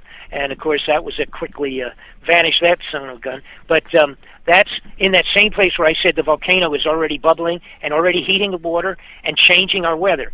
Now, can I answer another question? Yes, please. The next question is, I have a couple more here we'll get to. The next one is Jade Helm. What's your thoughts on it? Sure. Jade Helms is a practice for martial law. I knew nothing about it when I did this. When I put this thing out, finished it up in the first of this year. I knew nothing about it. I have to tell you, not only is that a practice dry run, but they did one in 1984. It was called Rex 84, but it's more serious now because of what I'm talking about. And I will also tell you that what upset some people, and they didn't talk much about it, Red China had a duplicate exercise about 3 weeks ago, practicing controlling the public in the time of an excessive, uncontrollable public. And that's what it is. All right, great. And last but not least, does your guest recommend a underground bunker, and if so, how far down? Okay, here's the point. You cannot, and you do not have the time, and you cannot, you couldn't do one if you started now, but there are underground bunkers. I don't sell them, but there are underground facilities that will cost from $300 to $1 million, and you can get an entire floor. They're completely finished. They're done. They are in atomic silos, the old atomic weapons silos, fully converted, very luxurious, with that foods and all the rest of that. You can look these up yourself. Look up public silo underground facilities. If you do that in a computer, you'll find 3 or 4, and you can go and buy one. If you got $1 million, you can get one. All right. Well, sounds good, Bob. We're out of time. I thank you for joining us, and people can go to your website, obviously, and learn a lot more, right? Yeah, go on the website. Matter of fact, I have colored pictures of the underground facilities. I have a list of every location of the known underground facilities. Let me say most of the known ones. And by the way, it's and again, you folks can write me at Post Office Box 216 at Bayview, Idaho 216.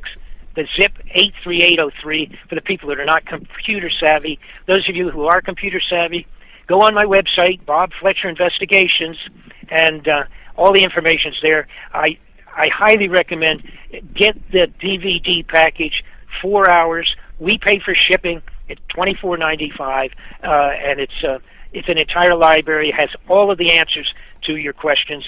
And God bless everybody. I hope that I am really wrong on this one. The bad part is everything I've done in the past turned out to be correct. Well, I hope you're wrong too, Bob, but I guess time will tell, won't it? So it sure will, but it's whatever. God bless everybody, and just live day to day and do the best you can. Don't go crazy over it, because if it's as big as it is, nothing's going to stop it. All right. Well, Bob, again, thank you so much, and we'll have to talk again very soon. I appreciate you coming on. There's going to be some backup information I'm going to want to give you guys. All right, great. Well, just please email me, and if need be, we'll have to pull you back on for any updates. So thank you. Okay, very good. Take care. All right, have a good one. Bob Fletcher, folks, this has been a broadcast of Late Night in the Midlands. I hope you've enjoyed it. I'll call it the Bob Show tonight, which I'm not complaining. He had a ton. I mean, he's given you his information. I really, I don't have a ton of questions when it comes to Bob. Bob's more the guy you kind of like a Linda Moulton Howe. You just want to give the mic and say, all right, go ahead. And so that's what we do with Bob. The last couple times he's been here. So hope you've enjoyed. Tomorrow night, there'll be a whole lot of interaction, because tomorrow night we'll be answering your questions with Marie, the ET. Marie.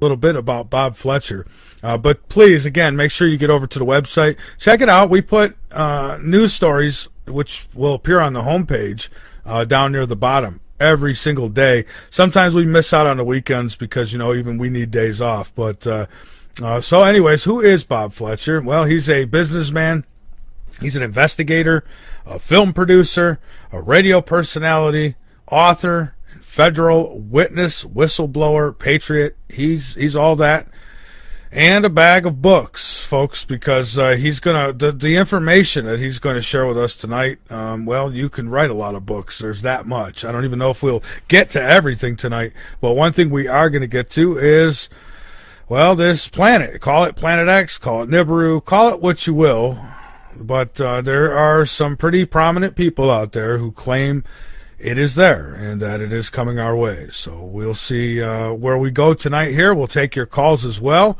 Bob Fletcher, I'm going to bring him on the air with us here in just a second. Doing all this on my own, folks, so I got to kind of talk you through it as I go. Otherwise, it's going to be dead air. All right, so here we go. Bob Fletcher. He's been here before, by the way. All right, just waiting on an answer, and we'll get this. Okay, I see what happened. All right, I got you now, Bob. That's yeah. I was a little confused. I couldn't hear you, but now I can. Uh-oh. No, right. Well, welcome aboard. I appreciate you coming back on Late Night in the Midlands, and I'm looking forward to hearing from you tonight. Thank you very much, and we've got a lot of new things I want to talk about, but basically it's all the same, our same consideration, our serious problem out there. Yeah, absolutely. Wherever you would like to start would be just great. I'll tell you, I would like to say this. I seen this on your website, the crop circle picture, which I've seen that crop circle before, but what I haven't seen before is how you laid it out. There's another picture below, and it pretty much shows the constellation and what you're looking at in that crop circle. And yes. I think you know what I'm talking about, right? Yeah, I do. Of course, that's one of 800 million bits of pieces, but yes, I do. Yes, yeah. The bottom line is, and actually there are several others that I don't feel schooled enough to really get into that too much, but nonetheless there are several that are all kind of indications of the Nibiru coming back in. Okay, well, yeah. Well, I'll just say this: that crop circle. I mean, people always say, well, where's the warnings? Well, that kind of looks like one to me. So, but like you said, it's one of the many. So, wherever you'd like to start with this topic is okay with me. Go for it. Okay, and unfortunately, because I've been doing this not necessarily with this particular subject, but my investigative stuff. I've been doing it for so long that I found out that it's best for me to give a little bit of background. I hate to do that because it takes time, but I won't take too much time. But people have to, so that they understand. In my case, I've been trying to, chasing bad guys basically in government for so long, But there are people that don't know anything about it, and then there are people that know a little bit, and then there are people that know a lot, and then there, that kind of thing. So we kind of try to bring everybody up to speed in the first few minutes. On the entire situation, bring them up to speed on 100 years of corruption, and then we'll go from there. All right, let's do that then. All right, so 100 years of corruption coming up. Okay. All right. Well, we are live. And I'll try to. You give me a heads up on when you're going to do your breaks, and I'm completely cool with this. It's about my 4,000th radio interview, so I'm almost understanding it now. All right, great. Well, we're live now, so we can go right ahead. We don't have a break coming up for almost an hour now. So okay, very good. But it's really a pleasure to be back again, and because we've spoken, and what has really occupied my time now for it's been about over 3 years.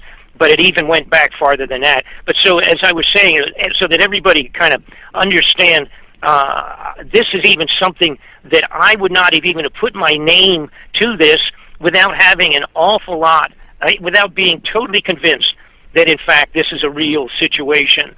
I'm not and I don't mean to demean anybody that's a reporter or anything of that sort. But I'm not like a newspaper reporter or a guy that's been doing journalism for a long time or anything of that sort. I ended up becoming, actually 30 years ago, I was accidentally, if you will, dragged into the corruption of government, and I was overwhelmed when it happened, like so many other people, when they really find out how generally corrupted the government is, right straight across the board. And it's a very interesting story, as I mentioned, going way back. We can't spend the time logically on giving those people that don't know me at all, but I'm going to try to give you a very brief situation. What happened was I had a business. I was in Atlanta, Georgia, and I had a business in the 80s, and I was expanding that company. It literally was very simply a toy manufacturing company. So It was totally not related to politics, not related to journalism or exposing government corruption or any of those things. I was just trying to make my first $1 million, the American dream, as they say. Yeah. And what happened was I merged my company with a company and a particular fellow that headed it up. His name was Gary Best, and he had he was the president owner of a holding company, I guess is the best way to call it, and he had several companies under his belt that he owned under these variety of corporate names. But the bottom line was, my deal with him was to merge with one of his companies that delivered products to the 7-Eleven convenience store types of locations, a variety of things. And several of my toys he wanted to put into those stores, and it was a real good deal for me on the outside. Unfortunately, I never got paid, so it turned out obviously not to be a good deal. But what happened was, this gentleman, using that term very loosely, this criminal son of a gun, was in fact an arms supplier, an arms dealer, supplying weapons to all of the small wars generated by the United States covert operations. He was representing the CIA, the National Security Agency, the Defense Intelligence Operations, the Air Force Intelligence, and a whole variety of the secret covert operators that actually ran all the wars around the globe. And lo and behold, they wanted to recruit myself. They wanted to utilize my toy company as a covert front, giving the reason for his people to travel into a variety of different countries, do different things. Actually, in my case, he wanted me to be a covert messenger, delivering information and bringing information back from a variety of locations around the globe. At that time, they were doing the Iran-Contra stuff. That's the Nicaraguan rebels and the revolutionary group there.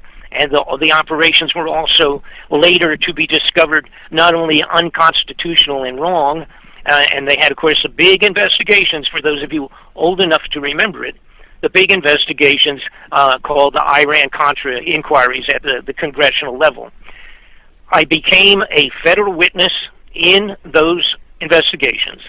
Then, following that, because all of the people that were involved with this guy and doing all of the what they call supplying weapons, the suppliers of the weapons, they were military generals that had all run the Vietnam War so many years earlier. And of course, they had carried on their arms delivery operations for covert operations up to the future, and they were still doing it, and they were doing the same thing. Many of these operations became, to my shock, they were directly involved with narcotics, where they would actually deliver weapons, exchange half of the payment would be in narcotics, and actually fly the narcotics back to the United States, delivering it into the streets with mafia cooperation, as a matter of fact, but fly it literally back to our Air Force bases, our own air bases, unload the drugs off of the aircraft that were U.S. government-supplied airplanes that had delivered delivered the weapons down to some place, wherever it was, and brought the drugs back. So it was, to my amazement, what we literally had, quite obviously. And then I was to find out that it had been going on for years and years, 20, 30, 40, I don't know how many more years ahead of me, but it had been going on for years with our intelligence community doing the jobs that we hope they're doing, covert good operations, but they were a handful or half of it at least, if not more, were criminal activities involving the exchange of narcotics, and this was going right out with the nod and the approval of the President of the United States.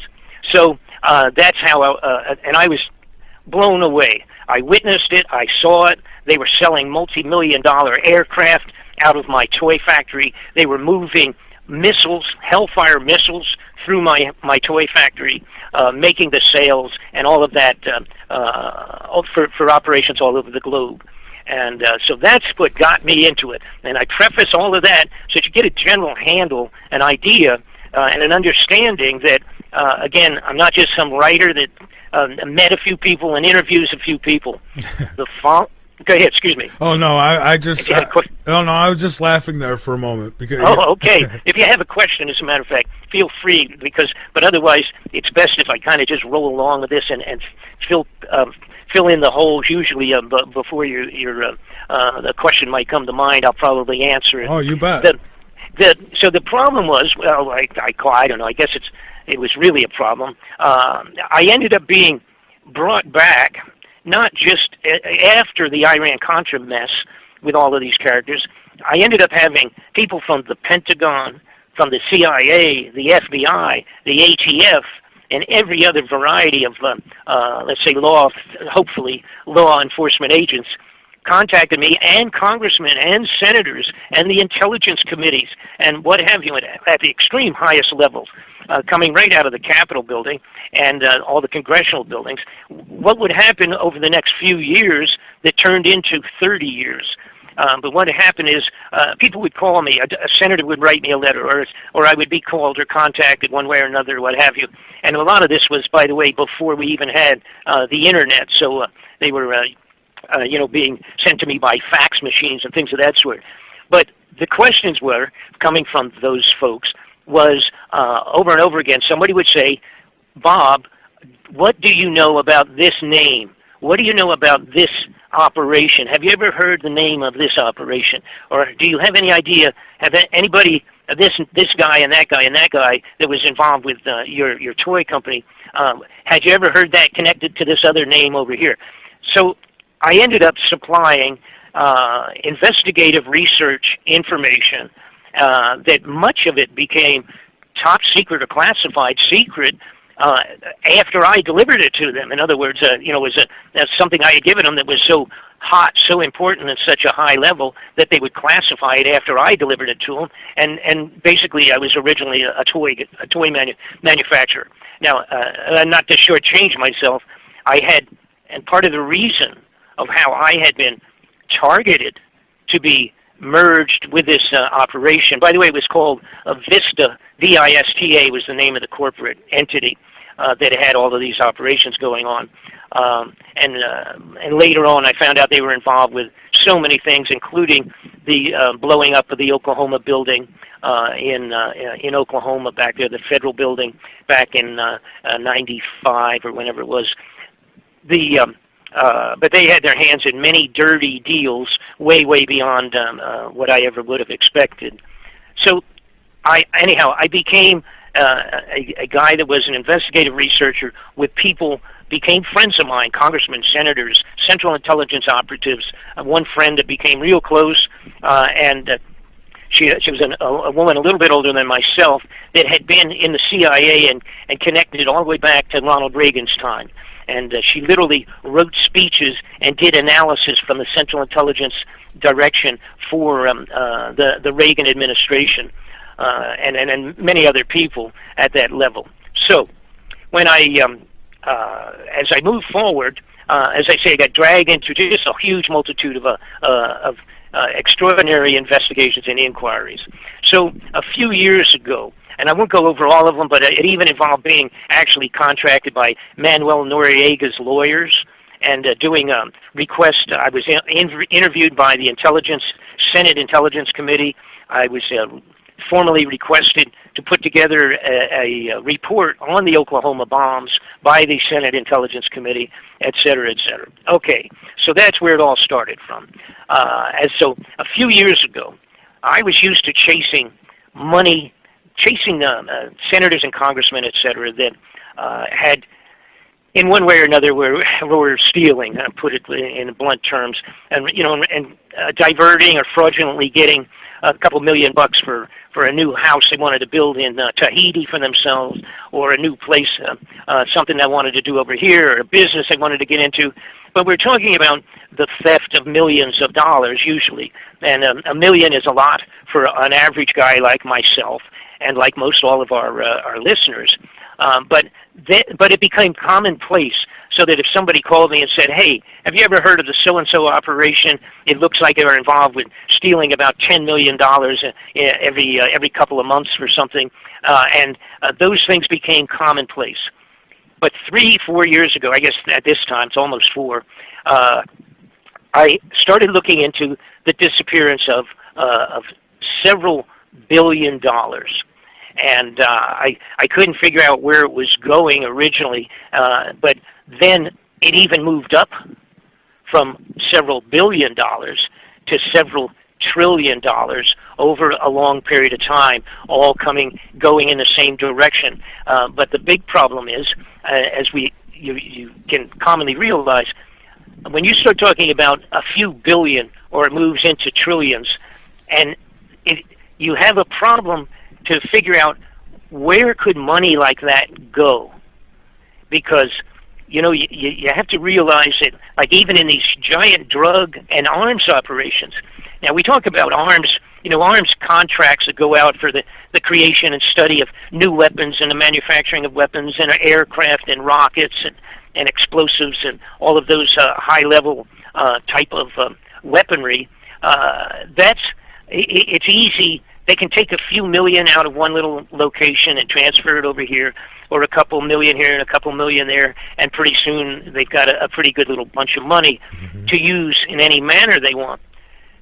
But if you get beyond billions and start talking trillions, and then you really have something strange going on, even for the commonplace thieves out of Washington, D.C. And by the way, there's nothing partisan on this at all.